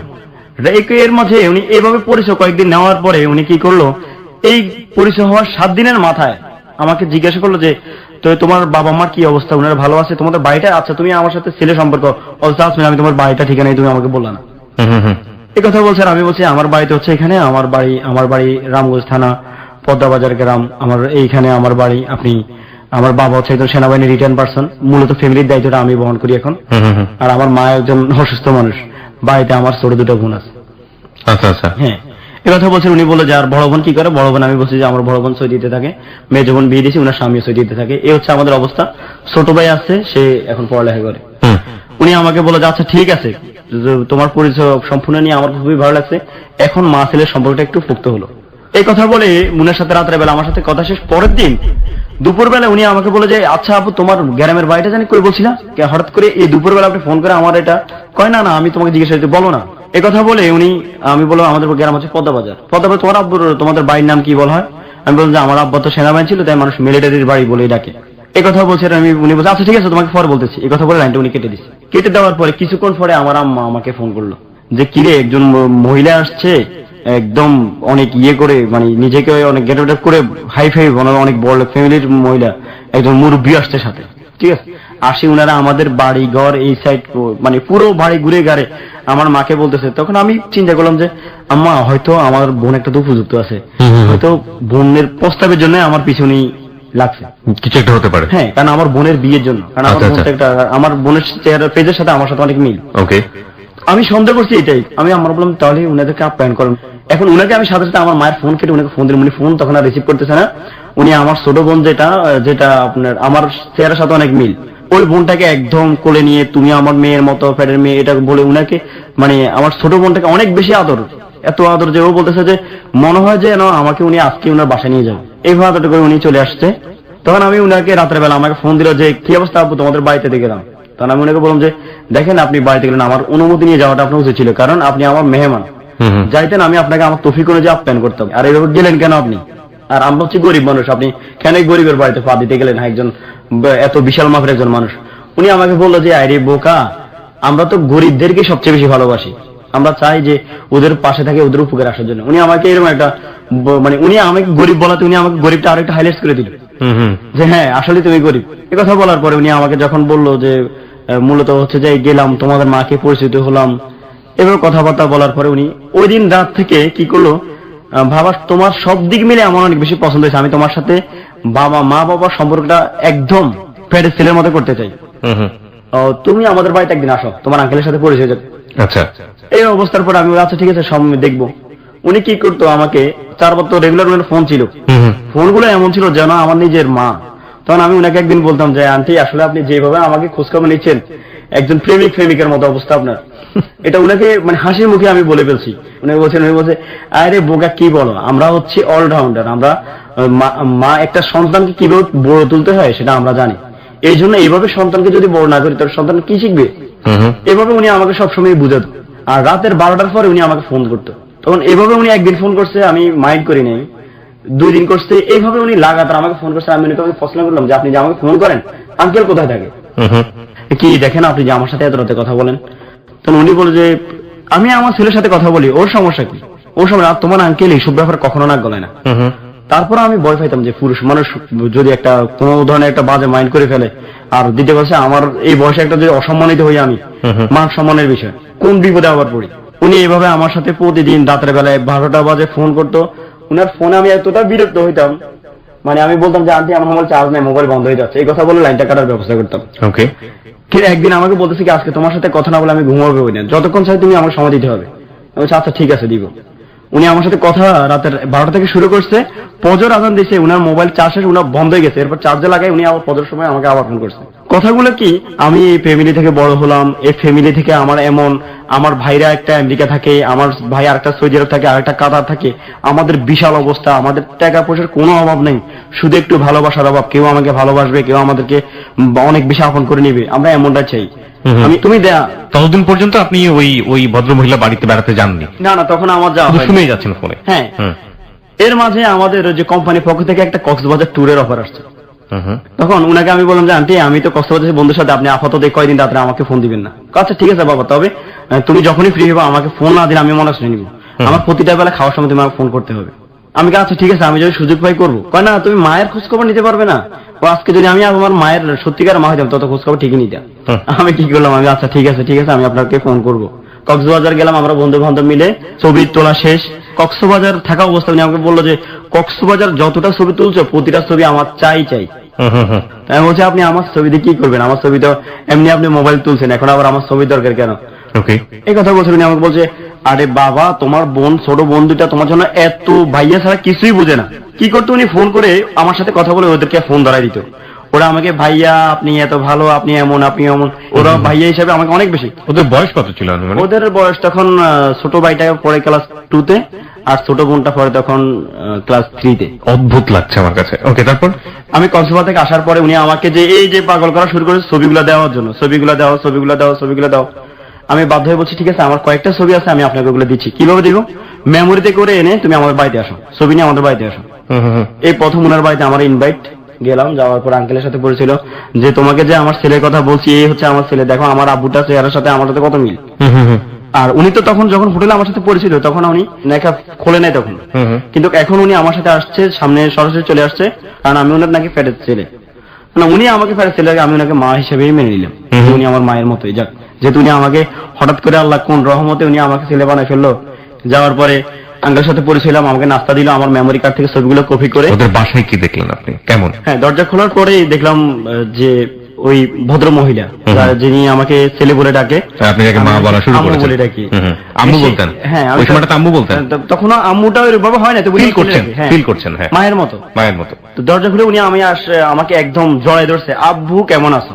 ফটাফট আমার একটা কপালে একটা চুমু দিয়ে দিল, এবং আমার কে একদম ভাবা আরে কেমন কক্সবাজার যায়, চেহারা কেমন হয়ে গেছে, কেমন দেখলাম তোমাকে, এখন কি অবস্থা তোমার, তুমি খাওয়া দাওয়া করো না ঠিক মতো, সারাদিন শুধু মোটরসাইকেলের উপরে থাকো নাকি? আমার কাছে খুব এক্সেস মনে হচ্ছে। কেন দ্য কোশ্চেন ইজ ওয়াই। ওকে, এই অবস্থার পরে আমি তো মানে একদম নার্ভাস, বিব্রত হয়ে গেছেন, বুঝতে পেরেছি। ভিতরে আমার মুখ থেকে কথাই আসতেছে না, কারণ আমার নিজের ঘরে উদাহরণী যিনি মা, উনি তো কখনো আমাকে এইভাবে আদর করেন না। হ্যাঁ, এমন এক ধরনের কঠিন একটা আপ্যায়ন। এর মাঝেই আমার যে উনার স্বামী মুরব্বী উনি চলে আসছে, এসে আমাকে বলতেছে যে কেমন আছো? তখন ছেলে বলে ডাকে, উনি বলতেছে তোমাকে যে বলেছি দেখছো, এই হচ্ছে রাজের মতো রাজ, একদম আমার 100%। ও যদি আমার গর্ভ থেকে হয়তো এমনই হইতো, ওকে আল্লাহ আমার সন্তান হিসাবেই গর্বে ধরে নেই, তবে ওকে আমার সন্তান হিসেবে দুনিয়াতে পাঠাচ্ছে। কিছুক্ষণ পরে দেখলাম ওই যে ছোট 2 ভাই বোন, ওরা এসে একটা আমার কাঁধের মধ্যে, আমি তো সোফায় বসছি, আসি একটা আমার কোলের মধ্যে, আসি ভাইয়া এই যে অবস্থা, ভাইয়া তোমার সাথে ছবি তুলবো, তোমার ছবি তুলতে হবে, তুমি ছবি তুলো সুন্দরভাবে। এরা আমার কাছে এক ধরনের ফটো সেশন হয়ে গেছে। আমরা বিটিভিতে অনেক আগে একটা ছবি দেখতাম, মিস্টেরিয়াস আইল্যান্ড, যারা দেখেছেন তারা জানবেন। আজকে হলো 8920 মিস্টেরিয়াস লাইফ স্টোরি, মানে কেন হচ্ছে, কি হচ্ছে, কে কোথা থেকে কলকাঠি নাচছে, কেন এরকম করবে একজন ভদ্রমহিলা? শুধু একা না, পুরো ছেলে মেয়ে পরিবার নিয়ে ঘটনাটা ঘটছে, আমরা জানি না, বাট সমাধান নিশ্চয়ই আছে, কারণ সেটার জন্য আমাদেরকে ধৈর্য ধরে গল্পের শেষ পর্যন্ত যেতে হবে। বলুন তারপর। এই কথা বলছে, আর আমি মুরব্বীর সাথে বললাম যে উনি আমাকে বলল তুমি কি করো বাবা, তুমি কি করো? তো উনি বললো দেখেন আমি একটা তো মাল্টিনেশনাল কোম্পানিতে চাকরি করি। আসলে করেন না? না আমি তো সেলসম্যান চাকরিটা করি আর কি। ওকে, রাইট। হ্যাঁ, আমি মনে মনে ভয় পাচ্ছি উনি পুরুষ মানুষ এটা কিভাবে মেনে নিচ্ছে, উনি যে আমাকে এভাবে ছেলে বলে ডাকতেছে। আমার প্রশ্ন কিন্তু ওই পুরুষের প্রতি যে উনি কিভাবে এটা মেনে নিচ্ছে। এরপরে দেখলাম হ্যাঁ বসো, তুমি বসো, আমি নামাজ পড়তে যাচ্ছি। এই কথা বলে মুরব্বী চলে গেছে নামাজ পড়তে, আমি বসলাম। এর মধ্যে আমার জন্য মিষ্টি থেকে শুরু করে সব যত রকমের নাস্তা মোটামুটি দেওয়া যায় সব ধরনের নাস্তা নিয়ে আমার সামনে নিয়ে হাজির। কিছুক্ষণ পরে উনি কি করলো, ফ্লেটে করে ভাত নিয়ে আসছে, আজকে তুমি ভাত খেতে হবে। হাতে করে উনি একটা ফ্লেটে করে ভাত নিয়ে আসছে, সাথে আপনার একটা মাছ, একটা মুরগির মাংস ছিল। এসে বলতেছে যে আজকে তোমাকে আমি আমার নিজের হাতে খাওয়াবো। কি আর করো, এখন উনি যখন নিয়ে আসলো, সাধারণত আমার যিনি গর্ভধারিণী মা, আমার মা কিন্তু আমার বিশ্বাস একজন গর্ভধারিণী মা একজন সন্তানকে অনেক বেশি ভালোবাসে। অফকোর্স তাই, হ্যাঁ। সেদিক থেকে আমার মা কখনো আমাকে খাইয়ে দেয়নি, খাইয়ে দেয় নাই, কিংবা কখনো ওইরকম পরিস্থিতি হয় নাই। ছোটকালে নাকি আমার অসুস্থ হয়েছে আর একদিন আপনার ওই যে বাত কচলে মার খাওয়াইছিল আমাকে শরীর অসুস্থ হওয়ার কারণে। আমি ওটাই তুষ্ট বোধ করতাম যে না কারো হাতের ইয়ে খাবো না, এটা আমার নিজের একটা ইয়ে ছিল। উনি যখন আমার কাছে ভাত নিয়ে আসছে যে উনি আমাকে ধরে খাওয়াবে, এটা তো আমি মোটেও সহ্য করতে পারতেছি না। এখন এই অবস্থার পরে আমি নিজেকে কিভাবে সামাল দিব। উনি আমাকে বললো যে মায়ের হাতে ছেলে খেলে কোনো সমস্যা নেই, তুমি খাও। ভাত নিয়ে আমার মুখে দিল, মুখের সামনে ধরে আমি না খেতে আর পারলাম না, বাধ্য হয়ে খেলাম। এমন পরিস্থিতি। এরপরে যাক খাওয়া দাওয়া শেষ, আমাকে বললো যে বাবা তুমি আসছো, অনেক বেশি খুশি হয়েছি। তো তোমাকে তো বলা হয় নাই যে মূলত হচ্ছে আমার 3 সন্তান, আর 3 সন্তান, একটা হচ্ছে আমার বড় মেয়ের নাম হচ্ছে নাফিসা, আর ছোট মেয়ের নাম হচ্ছে নাবিলা, আর ছেলের নাম হচ্ছে নাহিয়ান। তো আমার মেয়েটা বাড়িতে থাকে না, ও কুমিল্লায় একটা মহিলা মাদ্রাসায় সে পড়ালেখা করে, সে 30 পারা কোরআনে হাফেজ। আর বাকিটা তোমাকে এই হচ্ছে তার ছবি, এই যে ধরো তোমার মোবাইল দাও, তুমি একটা ছবি দেখো। একথা বলে আমার যে ছোট বোন ছিল নাবিলা, নাবিলা কি করলো, মোবাইল নিয়ে আমার বললো ভাইয়া বুলেট ওপেন করেন, আপনাকে ছবি দিয়ে দিচ্ছি। আমি দিয়ে দিলাম, ও আমাকে 3-4টা ওর বড় আপুর ছবি আমাকে বুলেট করে দিয়ে দিল মোবাইলে। আচ্ছা, তখন আর আমি আর তো গুরুত্ব দিয়ে দেখি না, এখানে দিচ্ছে কারণ উনি আমাকে মা বলে ডাকে। আবার আমার বাড়িতে গেছে, আমার তো টেনশন ওইদিকেই যে আমার ছোট বোনের হয়তো বিয়ের জন্যই উনার দৌড়াদৌড়ি করতেছে হয়তো। যাওয়ার পরে ওই দিন রাতের বেলায় গল্প বলি, রাতের বেলায় উনি আমাকে ফোন করে বললো যে কি অবস্থা, নাফিসাকে দেখছো? আমি বল যে দেখা হয় না আসলে, আমি ব্যস্ততার কারণে দেখবো। হ্যাঁ দেখে নাও, তোমার কাছে কেমন লাগে ওকে দেখতে, আমার মেয়েটাকে? আমি বল আচ্ছা ঠিক আছে, আমি দেখে আপনাকে জানাচ্ছি। ঠিক আছে, আমি লাইন কাটতেছি, তাহলে তুমি দেখে আমাকে জানাও। এই কথা বলে লাইন কাটে দিল। আমি ছবিগুলো দেখলাম, দেখার বললাম যে হ্যাঁ ভালো তো, অনেক সুন্দর আপনার মেয়ে, আপনার মতেই সেম চেহারা। বললো যে এ হচ্ছে আমার মেয়ে, ও অনেক বেশি ট্যালেন্ট, মেট্রিকে জিপিএ 5 পাইছে, এখন সামনে তার এইচএসসি পরীক্ষা ফাইনাল। মাদ্রাসা থেকে পড়ালেখা করে, সপ্তাহে 15 দিন পর পর বেড়াতে আসে। তবে তোমার কথা ওকে আমি বলছি, ও তোমাকে দেখার জন্য খুব ইচ্ছা, যে তোমার আব্বু ডাকছো, দেখতে হবে না সে কে কেমন। আচ্ছা, এই কথা বলার পর আমি বলছি আচ্ছা ঠিক আছে, যেহেতু আপনার সাথে সম্পর্ক সেহেতু দেখা হবেই। এই বলে আমি ওনার সাথে ওই দিনের রাতের কথা এখানে শেষ। এইভাবে চলছিল। আপনার সপ্তাহখানেক যাওয়ার পরে আমাকে ফোন করলো যে রাজ, কালকে তো নাফিসা বাড়িতে আসতেছে, একদিন থাকবে, পরশুদিন আবার সে চলে যাবে, এসে একটু দেখে যাও। আমি বলছি আসলে আমার হাতে তো এরকম সময় নেই, কারণ আমি সকালবেলা 9টা বাজে বের হই। কি করে এতবার রিকোয়েস্ট করলে উনি বললো যে আমি রাগ করবো তুমি না আসলে। উনার কথা মতো আমি ওই কথায় রাজি হলাম যে ঠিক আছে, আমি নাফিসার সাথে দেখা করতে আসবো পরবর্তীতে। এখন আমি চিন্তা করলাম যে উনারা হচ্ছে অনেক বড় মাপের মানুষ, উনাদের মেয়েকে দেখার জন্য আমাকে ইনভাইট করছে, যেহেতু উনাকে আমি মা ডাকি, সেহেতু আমার বোনের মতোই। আমি গেলাম, যাওয়ার সময় যে উনাদের বাসায় একটা মেহমান যাইতে যেমন আপ্যায়ন হয়ে যায় কিংবা প্রস্তুতি নিয়ে যায়, আমি ওইভাবেই গেলাম। আচ্ছা, যাওয়ার পরে কি করলো নাফিসা, কি করলো আমার সামনে আসলো, অনেক সাজুগুজু করে আসলো, আসি হ্যাঁ এটাই তাকে সাথে আমার প্রথম পরিচয়। আমরা বোধহয় কিছুটা হলো একটু ক্লু পেয়েছি যে আদরের পেছনে অন্য কোনো উদ্দেশ্য যেটা আমরা খুঁজছিলাম, সেরকম কোনো কিছু একটা ক্লু হয়তো বা পেয়েছি। বাট সবসময় একটা কথা বলি যে নেভার অ্যাজিউম, নেভার গেস। ওকে, অনুমান করে আসলে কিছুই করা যাবে না, কারণ এটা জীবনের গল্প। নাটক সিনেমাতে অনুমান করে জানা যায় আসলে পরে কি হচ্ছে, বাট এখানে জীবনে এই অনুমান জিনিসগুলো খাটে না। তারপরও আমরা সামনের দিকে এগোতে চাই। হ্যাঁ, তারপর তখন নাফিসার আম্মু নিয়ে আসছে যে এ হচ্ছে নাফিসা। মানে দেখে আমি বললাম যে মানে মনে মনে মন্তব্য করলাম যে আমাদের দেশে ইসলামিক মেয়েগুলো অনেক বেশি পদ্মাশীল, ও তো হাফেজ। যাই হোক, হয়তো বাসার মধ্যে বিদায়, এটা আমি আর মনে মনে কোনো ভাবে মানে ভাবতে গিয়ে আমার ভাবি নাই। আসলে এসে আমার পা ধরে সালাম দিতে চাইল। পা ধরে সালাম? আমি বলছি না না না না না, এটা আমি একটা সামান্য একটা মানুষ, আমাকে পা ধরে সালাম দেওয়ার কি আছে? আসলে বলছে না, আমি আমার জন্য দোয়া করবেন, আমি পরীক্ষা দিব, আপনি কেমন আছেন, আমার কাছে তো আপনার অনেক সুনাম শুনছি, আর তাই আপনাকে দেখার খুব ইচ্ছা ছিল আমার, এইভাবেই তাই দেখলাম। এর মাঝেই কথা বলতে ওর আম্মু নাস্তা নিয়ে আসছে, আসে বলতেছে তোমরা দুজনে একসাথে বসে বসে নাস্তা করো, কথা বলো, আমি তোমার জন্য চা করতেছি নাস্তা করো এর মধ্যে। নাস্তা করতেছি ওর সাথেই। তো ও আমাকে বললো যে আমার আবার যেতে হবে, আমার ক্লাস শুরু হবে, তাহলে আমি যাচ্ছি, আমার জন্য দোয়া করবেন, আমার পরীক্ষা। তাহলে আমি সাধারণত আমাদের যে ফ্যামিলিতে কালচার সিস্টেম, যেটা কোন লোক যদি কোনো শুভ কাজের জন্য বিদায় নিতে আসে, জি, সেক্ষেত্রে আমরা তাকে ন্যূনতম সম্মানীয় করি। এখন ও পরীক্ষার জন্য সময় মানে আমার কাছে যখন বললো, আমি আমার মানিব্যাগ থেকে 5,000 টাকা ছিল আমার কাছে, তখনই আমি তাকে সম্মানী যে পরীক্ষা দিচ্ছে যেন, এটা হচ্ছে তাকে সম্মানী করলাম। আপনি বলার সঙ্গে সঙ্গে 5,000 টাকা না, বলার সঙ্গে সঙ্গে ওকে ও বলে নাই তো।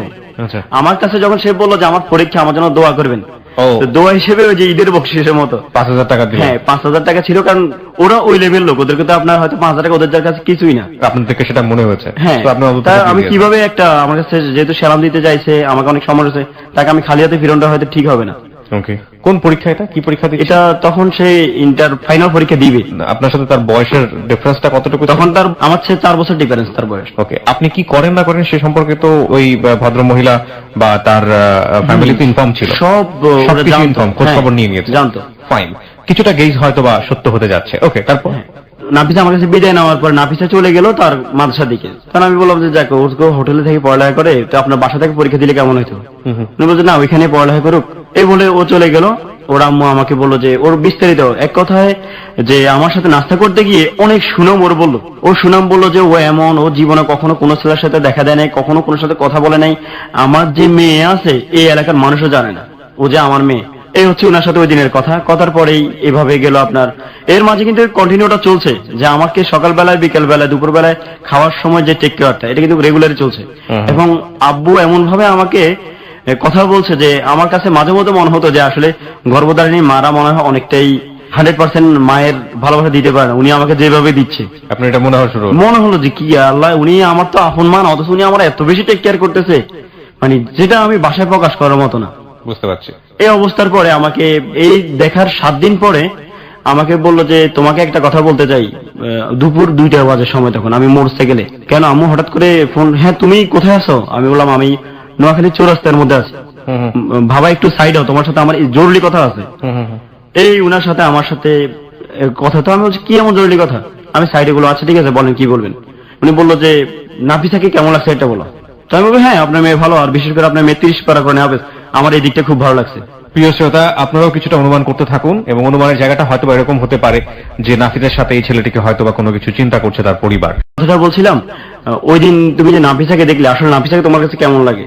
আমি বলছি হ্যাঁ, আপনার মেয়ে তো 30 পারা করে হবে, অন্যদিক যা তা, কিন্তু আমার এই জিনিসটা খুবই ভালো লাগছে, যেটা সাধারণত মেয়েদের মধ্যে এই গুণটা থাকে খুবই কম। বাংলাদেশের মধ্যে অনেক মেয়ে থাকে, কিন্তু 30 পারা করে হাফেজ একটা মেয়ে, সেটা অনেক বিশাল ব্যাপার। আপনি এই জন্য আসলেই গর্বিত। দেখো আসলে বাবা, তোমাকে যে কথা বলার জন্য আসলে আমি ফোন করছি, তোমার আঙ্কেল বাসার বাহিরে, নাবিলা নাহিয়ানো স্কুলে, আমি ফুল ফ্রি, আর আমি একটু মুসিবতের মধ্যে পড়ে গেছি। তো মুসিবতটা হলো যে এই, আমার মেয়ের জন্য MBBS ডাক্তার, অনেক কোটি কোটি ফতি আমেরিকান, ইটালিয়ান ছেলেরা আসতেছে, এবং আমার বাসার মধ্যে সিবি কত আছে সেটা তোমাকে বলা যাবে না, এত সিবি আমার কাছে জমা হয়েছে। আমার মেয়ে সবাইকে সিবি দেখে দেখে দেখে দেখে ডিলিট করে দিচ্ছে। কিন্তু ওকে যখন তোমার ছবি দেখানো হয়েছে যে একে তোমার কেমন লাগে, ওর তোমার ছবি ওর কাছে ভালো লাগছে। আল্লাহ আমাদেরকে অনেক দিচ্ছে, টাকা পয়সার আমাদের অভাব নেই, কোনো দিকে অভাব নেই। সেক্ষেত্রে তুমি নাফিসার বিষয়টা তো ওকে কেমন লাগে? আমরা মূলত যেটা চাচ্ছি যে একটা কম বয়সী ছেলে হোক, যেন আমাদের সাথে ম্যাচিং হয়, এবং তোমার সব দিকে আমাদের সাথে ম্যাচিং হয়ে গেছে। সেক্ষেত্রে আমি চাই যে তুমি নাফিসার বিষয় নিয়ে একটু ভাবো। তাহলে আমি বললাম যে আসলে দেখেন, আমার তো এখনো বিয়ের বয়স হয়নি। মূলত হচ্ছে যে আমি ফ্যামিলির প্রধান, যিনি, আমি যদি আমার ফ্যামিলি থেকে বিগড়ে যেত, আমার ফ্যামিলির ধ্বংস হয়ে যাবে, আর আমার ফ্যামিলি নির্ভর করে আমার উপর। আর এই মুহূর্তে বিয়ে করা, যেখানে আমার 2টো বোন আপনার উপযুক্ত, সেখানে আমাদের তো বিয়ে করা সম্ভব না। উনি আমাকে বললো যে দেখো, বোন আর মা এদের পিছিয়ে তুমি নির্দিষ্ট টাকা খরচ করবে। উনি কথার মাঝখানে যে কথাটা আমাকে বললো, ওরা তোমাকে কিচ্ছু দিবে না, এগুলো ফলাফল 0, এগুলো আমরা আমাদের অভিজ্ঞতা আছে, যা করতেছো এগুলো সম্মান জীবনও পাবে না। এর চেয়ে বলো নিজের লাইফটা করতে শিখো। তো তুমি এখন যে পর্যায়ে আছো সেলসম্যান, এই সেলসম্যান থেকে তুমি তো বলছিলে নাকি বিদেশ যাবে, তো এখন তোমার বিদেশের লাইনের খবর কি? আমি বললাম যে লাইন তো দেওয়াই আছে, তবে আমি এখনো তো এখানে মোটামুটি দেশে ভালো অবস্থানে আছি, আস্তে ধীরে হচ্ছে আর কি। তখন আমাকে বললো যে তুমি তোমার মার সাথে এই বিষয়টা আলোচনা করিও না, তবে তুমি খুব ভালোভাবে বিবেচনা করে আমাকে রাতের মধ্যে জানাও তুমি নাফিসাকে চাও কি না। তখন আমি বলছি যে আচ্ছা ঠিক আছে, আমি আপনাকে জানাবো। রাতের বেলা আবার ফোন আসলো, কি অবস্থা, কি সিদ্ধান্ত নিলা? তখন আমি বললাম যে আসলে কি আপনার মেয়ে আমাকে চয়েস করছে কিনা। বলতেছে আরে বোকা, চয়েস না করলে কি আর এত দূর। তখন কিন্তু আমি বুঝতে পারছি যে আসলে প্রেক্ষাপটটা চেঞ্জ হয়ে যাচ্ছে, মূলত ওরা আমাকে প্রথম থেকেই টার্গেটে নিচ্ছে। আচ্ছা, তুমি চাইলে তার সাথে কথা বলতে পারো। আমি বললাম আচ্ছা ঠিক আছে, সেটা পরে দেখা যাবে, তবে আমি আমার ফ্যামিলির ডিসিশন নিয়ে নিচ্ছি আগে। আমার যদি ফ্যামিলি যে আমাকে ইতিবাচক সাড়া দেয় সেক্ষেত্রে আমি বলবো। আর Okay. আমার বড় বোন থেকে শুরু করে সবাই, তো আমি ভাইয়ের মধ্যে আমি বড়, সবাই আমাকে নিয়ে অনেক স্বপ্ন দেখে। বলো যে আচ্ছা তুমি যদি এখন তোমার মাকে বল, এখন বলার দরকার নাই, তো তোমার মতামতটা শুধু আমি শিওর হতে চাই। তখন আমি বলবো আচ্ছা ঠিক আছে, আমি আমার মায়ের মতামত নিব না, আমি আপনাকে শিওর করব। এই কথা বলার পরে কিন্তু আমি কিন্তু আমার মাকে ফোন করছি। আম্মাকে ফোন দিয়ে বললাম আম্মা এই ব্যাপার, আপনি ওই যে মহিলা আসলে আমাদের বাড়িতে আসছিল, ওরা মূলত টার্গেট হচ্ছে আমাকে, ওনার যে বড় মেয়ে আছে, মেয়ে হচ্ছে 30 পারা করে নেবে। এখন আম্মা মেয়েটার আমার চেহারা শুরুতে বড় কথা না, আমার মূলত ভালো লাগছে সে 30 পারা করে নেবে। তো বলতেছে কি এখন কি তোর কি বিয়ে করার বয়স? তুই কি বলস? আমি বলছি না আমার তো বিয়ে করার বয়স না। এখন উনারা বলতেছে যে আমাকে যেভাবে হোক এই মেয়েটাকে বিয়ে করার জন্য, কারণ উনারা আমাকে খুব চয়েস করছে। কয় আচ্ছা ঠিক আছে, আমি তোর বোনের সাথে যোগাযোগ করি। এখন বোনের সাথে যোগাযোগ করছে, আর আমার যিনি বড় বোন, বোনের কথা বলছে একদম ওরে জবাই করে দিব যদি ও যদি এই ধরনের কোনো কর্মকাণ্ড করে। আমি নাফিসার আম্মুকে আবার জানালাম যে আসলে কি বলেন, আমাদের সম্ভব না। আর আমার এখন আমার বোনেরা আমাকে, আমি আমার নিজের সহায়তা, আমার বোনেদের সহায়তা বিদেশ যাচ্ছি, সেক্ষেত্রে আমি ওদের অবৈধ আমার হয়তো বিদেশে বন্ধ হয়ে যাবে। আচ্ছা, উনি বললো যে কত টাকা তোমার বিদেশ যাইতে লাগে? আমাকে মিনিমাম 4 লাখ 4.5 লাখ তো লাগবে। আচ্ছা তোমাকে তো ওই টাকাটা আমি সহায়তা করি। এই কথা উনি আমাকে বলার পরে আমি বললাম যে আপনার ধারণাটাই আসলে ভুল। জি, না না, আমি তোমাকে ওইভাবে বললাম, আমি তোমার মা হিসেবে আমি তোমার সহায়তা করতেই পারি, তবে তোমার ভবিষ্যৎ অগ্রসর জন্য যতটুকু হেল্প লাগবে করবো। মূলত সমস্যা তোমাকে কেন বিদেশে কথা বলছি জানো বাবা, তুমি তো হচ্ছে এখন দেশে একটা সেলসম্যান। এখন আমি যদি তোমার সাথে আমার মেয়েটাকে বিয়ে দিয়ে দিই, এই মুহূর্তে তোমাকে আমি বিয়ে দিতে পারবো, আমার বিশ্বাস তুমি আমার ছেলে আমার কথা ফেলবে না, যত কিছুই বলো। আর এই মুহূর্তে দিবে না এই জন্য, কারণ আমরা সমাজের উঁচু স্তরের মানুষ, আমাদেরকে মানুষ বলবে যে একটা সেলসম্যানের কাছে মেয়ে বিয়ে দিয়েছেন, সেক্ষেত্রে আমি লজ্জিত হবো। তার চেয়ে ভালো আমি যদি তুমি বিদেশ যাও, যা ইনকাম করো আর না করো 2-4 মাস পর চলে আসো, আমরা সমাজে উল্লেখ করবো যে আমাদের জামাই বিদেশি। আর তোমার মা বাবার জন্য, তোমার ভবিষ্যতের জন্য বাড়ি ঘর থেকে শুরু করে যা করার দরকার আমি করে দিব। তখন আমি বলছি আপনি আমাকে বারবার লোভ দেখাবেন না। এই কথা বলার পর উনি আমাকে বললো যে এখন তোমার মতামত কি, আমার মেয়েটা তোমাকে এত পছন্দ করছে, হাতের লক্ষ্মী ফায়ে ঠেলতে নাই, উনি আমাকে বলতেছে আর কি, এই সুযোগ তোমার জীবনে আর পাবে না। এখন আমার তো আসলে মূলত ছোটকাল থেকে একটা ইসলামের প্রতি আমার দুর্বলতা আছে, আমরা মুসলমান, সাধারণ মুসলমান। আমার বোন আমাকে বকাবকি করার পরেও আমার টার্গেট ছিল হাফেজ। যাই হোক, ওকে বিয়ে করলে হয়তো ভবিষ্যতে আমার অন্তত কবরের মতো তো জায়গাটা একটু আরো ভালোই হবে, সুপারিশ করার মতো একটা হাফেজেরই স্বামী আমি এমন একটা ইয়ে পাবো। আমি বলছি আচ্ছা ঠিক আছে, আমি আপনার কথা বিবেচনা, তবে আমি নাফিসার সাথে কথা বলতে চাই। এই কথা বলার পরে বললো যে নাফিসা কথা বলার জন্য অনেক আগ্রহ হয়ে তোমার জন্য বসে আছে, কিন্তু তোমার অনুমতির জন্য পাচ্ছে না। এই কথা বলে আমি আচ্ছা ঠিক আছে, ওটা আমার সাথে একটু কথা বলতে বলিন। এই কথা বলে ওনার সাথে ওই দিনের জন্য শেষ। আমাকে রাতের বেলা নাফিসা একটা মেসেজ দিল, কেমন আছো? কেমন আছো? কেমন আছো? তা আমি উত্তর দিলাম আপনি কে বলছেন? আমি এক অচেনা পরি, অপরিচিত কোনো লোকের সাথে আমি কথা বলি না, পরিচয় দিয়ে আমার সাথে কথা বলবেন। পরে বললো যে তুমি কাকে আম্মু বলে ডাকো? তাই বলছি হ্যাঁ আমার মাকে আম্মু বলে ডাকি, আর একজন আছে আমার নতুন মা, উনাকে অনেক শ্রদ্ধা করি। এ বললো যে আমি উনারই বড় মেয়ে নাফিসা। তা আমি বললাম যে ও আচ্ছা আপনি এমন করলেন। এই কথা বলে এইভাবে সে আমাকে খোঁজ খবর নিল দীর্ঘ 5-6 দিন, শুধু SMS। ও আমাকে ফোন করে না, আমি ওকে ফোন করিনি। ও আমাকে বললো যে সামনে পয়লা বৈশাখ, এখন আমার পরীক্ষার মাঝে আমি তোমার সাথে একটু কথা বললে আমার মন মানতে ভালো হবে। আপনি যদি আমার সাথে কথা বলেন আপনার পরীক্ষার বিঘ্ন করতে পারে, তার চেয়ে ভালো আপনি পরীক্ষাতে মন দিল দিয়ে পরীক্ষার পরে কথা বলার সুযোগ পাবে। কারণ আমি কথা বলবোই, ওর আগ্রহ আমার চেয়ে অনেক বেশি। পরবর্তী আমি আচ্ছা ঠিক আছে, যেহেতু শুধু ওর না, ওর পরিবারেরও আমরা দেখতে পাচ্ছি, এবং আমরা জানি না যে এর পেছনে কোন উদ্দেশ্য আছে, কি সমস্যা। যাই হোক, এরপরে আমাকে যখন বললো যে কথা বলার জন্য, আমি এরপর নাম্বার, ঠিক আছে তুমি কল দিও। হঠাৎ করে সেই রাতের 10:30 বাজে আমাকে কল করলো। প্রথম দিন কেমন আছো, ভালো আছো, তোমার আমার সম্পর্ক তো মোটামুটি তুমিও বুঝো আমিও বুঝি, তাহলে তুমি কেন আমাকে আপনি আপনি করো? আমার একটু ইজি হইতে হবে আগে, আমাকে তো ইজি না হলে আমি তোমাকে তুমি বলা সম্ভব না। কিন্তু আমার আসলে লজ্জা লাগতেছে, কারণ আমি কখনো কল্পনা করি নাই যে আমি ফ্যামিলির বড় ছেলে হয়ে এমন একটা লাইনে যাব, কিংবা প্রেম সম্পর্ক তো একটা জিনিস আমি জড়িত হব, ওই দিক থেকে আমি কখনো প্রেমে করার জন্য সাহসও করতাম না। তোকে বললাম যে আসলে কি আপনি কি আমাকে চয়েস করেন, আপনি কি উদ্দেশ্য কি? আমরা তো গরিব, আমাদের তো টিনের ঘর, সেক্ষেত্রে আপনি বিল্ডিং এর মধ্যে থাকেন, আপনার কি এগুলো কি চয়েস হবে? বলো যে তুমি যদি চাও আমি তোমার সাথে রাস্তার পাশে থাকতে রাজি। ওকে, এমন আমি বলছি আচ্ছা ঠিক আছে, সবকিছু ডিসিশন নিয়ে আপনি ভালো করে চিন্তা দেয়। আমাকে বললো যে তোমার চয়েস কি? আমি বললাম আমার চয়েস কি বলতে তুমি কেমন শিল্পী পছন্দ করো। তখন আমি কয়েকটা শিল্পীর নাম বললাম। ও বললো যে আরে এগুলো তো সব আমারই প্রিয়, তোমার সাথে আমার সাথে মনের মিলটা কেমন দেখো। মানে এইভাবে বলতে বলতে এই সম্পর্কটা সত্যি প্রেমে দিয়ে চলে গেল। এবং এর সহায়ক এটা কি হিসেবে আপনার জীবনে ফার্স্ট লাভ? First love. এর মাঝেই আমার যে আম্মু কি করতো, আমাকে ওর সাথে কথা হয়েছে কিনা, ও তোমাকে ফোন করছে কিনা। আলটিমেটলি আপনার আম্মু, কিন্তু এটা হচ্ছে নাফিজার মা। নাফিসার মা, হ্যাঁ। আমি তো আমার নিজের মাকে আম্মা বলে ডাকি, আর উনাকে আম্মু বলে ডাকি। আম্মু বলে ডাকতেন। হ্যাঁ, তখন উনি আমাকে বললো যে কি অবস্থা, নাফিসার যোগাযোগ হয়? তাই আমি বলছি হ্যাঁ হয়। তো আন্ডারস্ট্যান্ডিং তোমাদের মধ্যে পূর্ণ হয়েছে? চেষ্টা চলছে, এখন আসলে নিজেকে এতটা ফ্রি করতে পারিনি আমি। তো বলতেছে যে তুমি কেমন পুরুষ, একটা কথা বলতে পারো না, তুমি নাকি আপনি আপনি করে কথা বলো। আমি তো ওর কাছে শুনছি, কি বলতাম আসলে, আমি তো কখনো এভাবে হই না, এই জন্য আমার আসলে একটু লজ্জা লাগছে খুব। আমাকে বললো যে লজ্জার কিছু নেই, ভালোভাবে তোমরা কথা বলো, তোমরা নিজেকে নিজে বুঝে নাও, আল্লাহ যদি বাঁচায় রাখে তোমাদের বিয়ে, আমি তোমার বিদেশের আগে ওর পরীক্ষার পরে আমি তোমাদের বিয়ের ব্যবস্থা করব। এখন আমি এই কথা বলছি, আমি আমার আম্মারে বলছি, আম্মা কয় এটা কি হতে যাচ্ছে আসলে আল্লাহ মাহবুদে জানে, এটা কি তোর জীবনে কি টার্নিং পয়েন্ট নাকি খারাপ পয়েন্ট, এটা আল্লাহ মাহবুদে জানে কি হতে যাচ্ছে। ওকে, আমরাও সেই প্রশ্নটাই মাথায় রেখে আপনার গল্প শুনছি, আসলে কি হতে যাচ্ছে, কি হতে যাচ্ছে। তা আমি আমার আম্মার বললাম, আম্মা দেখেন আমার আসলে মূলত ওর প্রতি আমার একটা দুর্বলতা আছে, যেটা সত্যি কথা, সেটা হচ্ছে ও আম্মা 30 পারা কোরআনে হাফেজ, আমি ওর 30 পারা কোরআনে হাফেজের ভক্ত, আমি ওর রূপের ভক্ত না। আপনি কখনো শুনেছেন তার কণ্ঠে? না, ওরা ওই সময় পর্যন্ত শুনেছেন কখনো? যখন আপনি এই জিনিসটা মাথায় নিয়ে নিয়েছেন যে সে পবিত্র কোরআনের 30 পারা হাফেজ, আপনি বারবারই এই একটা জিনিসই আপনার ভিতরে খুব ভালো একটা ইম্প্যাক্ট তৈরি করছে এই মেয়েটা সম্পর্কে, আর বাকি কি হচ্ছে না হচ্ছে সেটা আপনি সাইড করে রাখছেন। তো এই জিনিসটা আপনি যখন মেসেজ হিসেবে নিয়ে নিয়েছেন নিজের মনের মধ্যে, তার আগে কি আপনি নিশ্চিতভাবে নিশ্চিত হওয়ার জন্য ওকে আমি প্রশ্ন করছিলাম, আপনি যে 30 পারা কোরআনে হাফেজ, তো আপনি কি এটা কি রেগুলার চর্চা করছেন নাকি এখন আর চর্চা করেন না? তো বললো আল্লাহ আমি তো সব সময় এটা পড়ি। না, এটা সবসময় চর্চা করলে এটা মনে থাকবে, এটা ঠিক আছে, কিন্তু আপনার হয় না যে মাঝে মাঝে ওই সূরা আল এটা জানতে চাইছি, কিংবা সূরা ইয়াসিনটা একটু পড়ে শোনাও বা রহমানটা একটু পড়ে শোনাও, এগুলা কি কখনো করেছিলেন? করেছিলাম। ও কি করেছে? আপনি তো কোরআনে হাফেজ, তো আমাকে একটু ইয়াসিন সূরাটা শুনেন।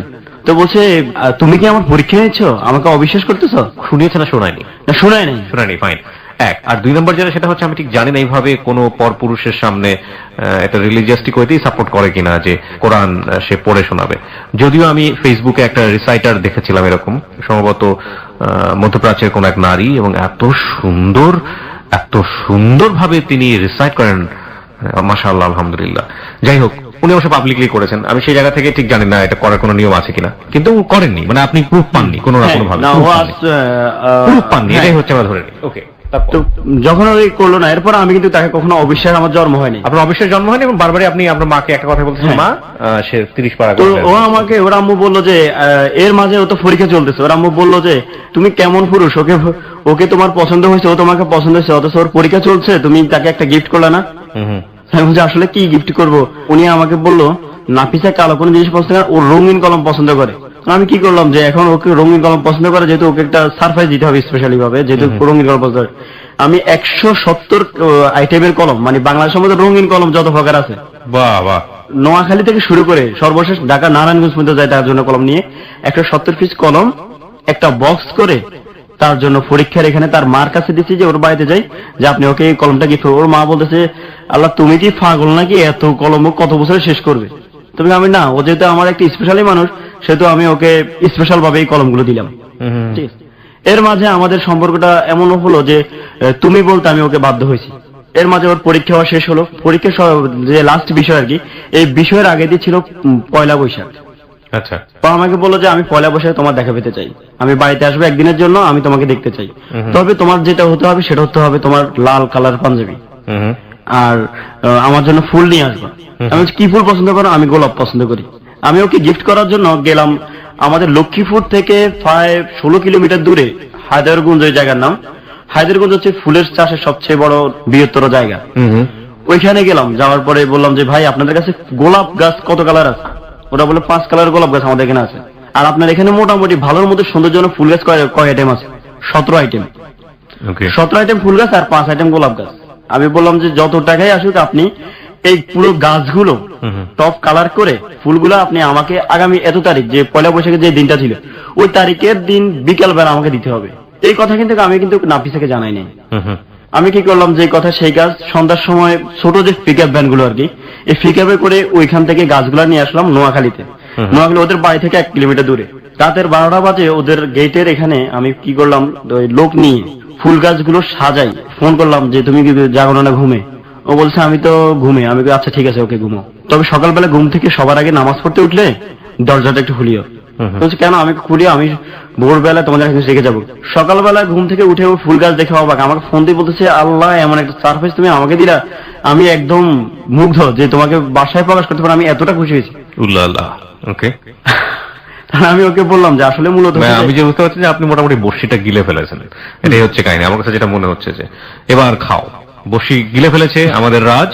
স্যার এখন ওর আম্মু আমাকে ফোন দিয়ে, আব্বু তুমি এত সুন্দর গিফট করলা, আমরা নজিরবিহীন, আমরা এত অবাক। নাফিসা ফোন দিয়ে বললো যে আমার বাবা খুশি, আমার মা খুশি, আমিও খুশি। আমি বলছি আচ্ছা ঠিক আছে, তাহলে আজকে আর আসতেছি না, ভালো থাকো। ও বললো যে কেন, তুমি না আজকে লাল পাঞ্জাবি পরে আসার কথা ছিল? এখন আমার অবস্থা হলো কি, আমি যে বেতনে চাকরি করি এই বেতনে আমার লাল পাঞ্জাবি, যখন আমি একটা এক দামে দোকানে গেলাম তখন পাঞ্জাবির দাম 1800 টাকা। ফুল কিনতে যাই আমার কাছে টাকা শেষ। ও বললো যে তুমি আসতেই হবে, কারণ আমি তোমার জন্য ফুলের তোড়া নিয়ে বসে আছি।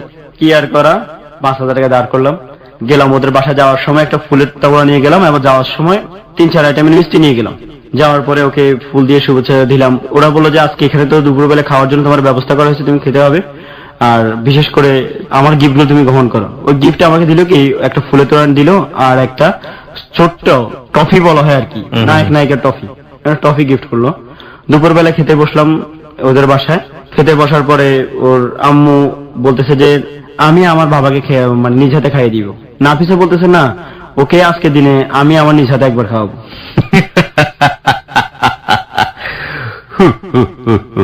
ওকে, যাই হোক, গল্প আমি আসলে না মানে অতিমাত্রায় মানে এক্সেসিং ইজ ভেরি ব্যাড, আর কিছু বলার নাই। ওকে, বলুন। এই অবস্থার পরে নাফিসা কি করলো, নাফিসা আমাকে বললো যে আমি আজকে দিনে তোমাকে স্পেশালি ভাবে আমার হাতে একটু খাওয়াইতে চাই। তো আমি বললাম যে আচ্ছা, আমার তো লজ্জা লাগতেছে। তো বলতেছে ঠিক আছে আম্মুকে বল। এই কথা বলছে, ওর আম্মুকে বল তোমরা ওই রুমে যাও, আমি একটু ওর সাথে দরকার আছে। এই কথা বলে আমাকে এক নালা নিজের হাতে খাওয়াই দিয়ে সে চলে গেল। কিছুক্ষণ পরে ওর আম্মু বলতেছে এবার আমার হাতে পুরোটা খেতে হবে।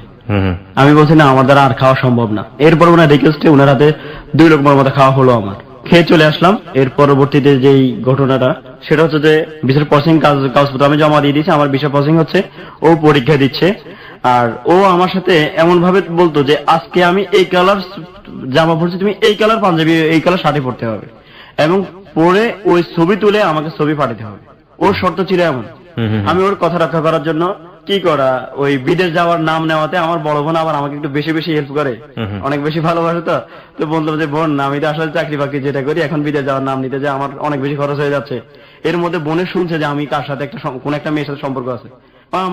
আমাকে বললো যে আম্মা, ও যদি বাইচান্স টাকা যেহেতু বিদেশ চলে যাবে, সেহেতু তাকে খরচ যা লাগে দিয়েন।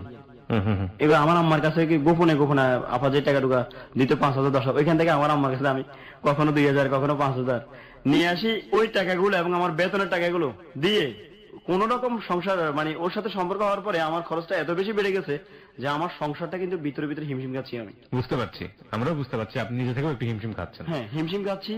এখন ও যে ধরনের চাহিদা আমার কাছে চাইতেছে, ওই চাহিদা গুলো পূরণ করতে আমার খুবই কষ্ট হচ্ছে। এক নম্বর হচ্ছে ওর সাথে এরকম পড়তে আমি পড়তেই হবে। কি আর করা, একদম ও যেমনই চাইতো তেমনই শার্ট বানাতাম। তো আমাকে ফোন দিয়ে বলতে যে আমি আজকে কালো জামা পরছি, আজকে আমার মন খারাপ, শোকের দিন, এই জন্য তুমি কালো শার্ট পরে আজকে বের হবে রোডের মধ্যে।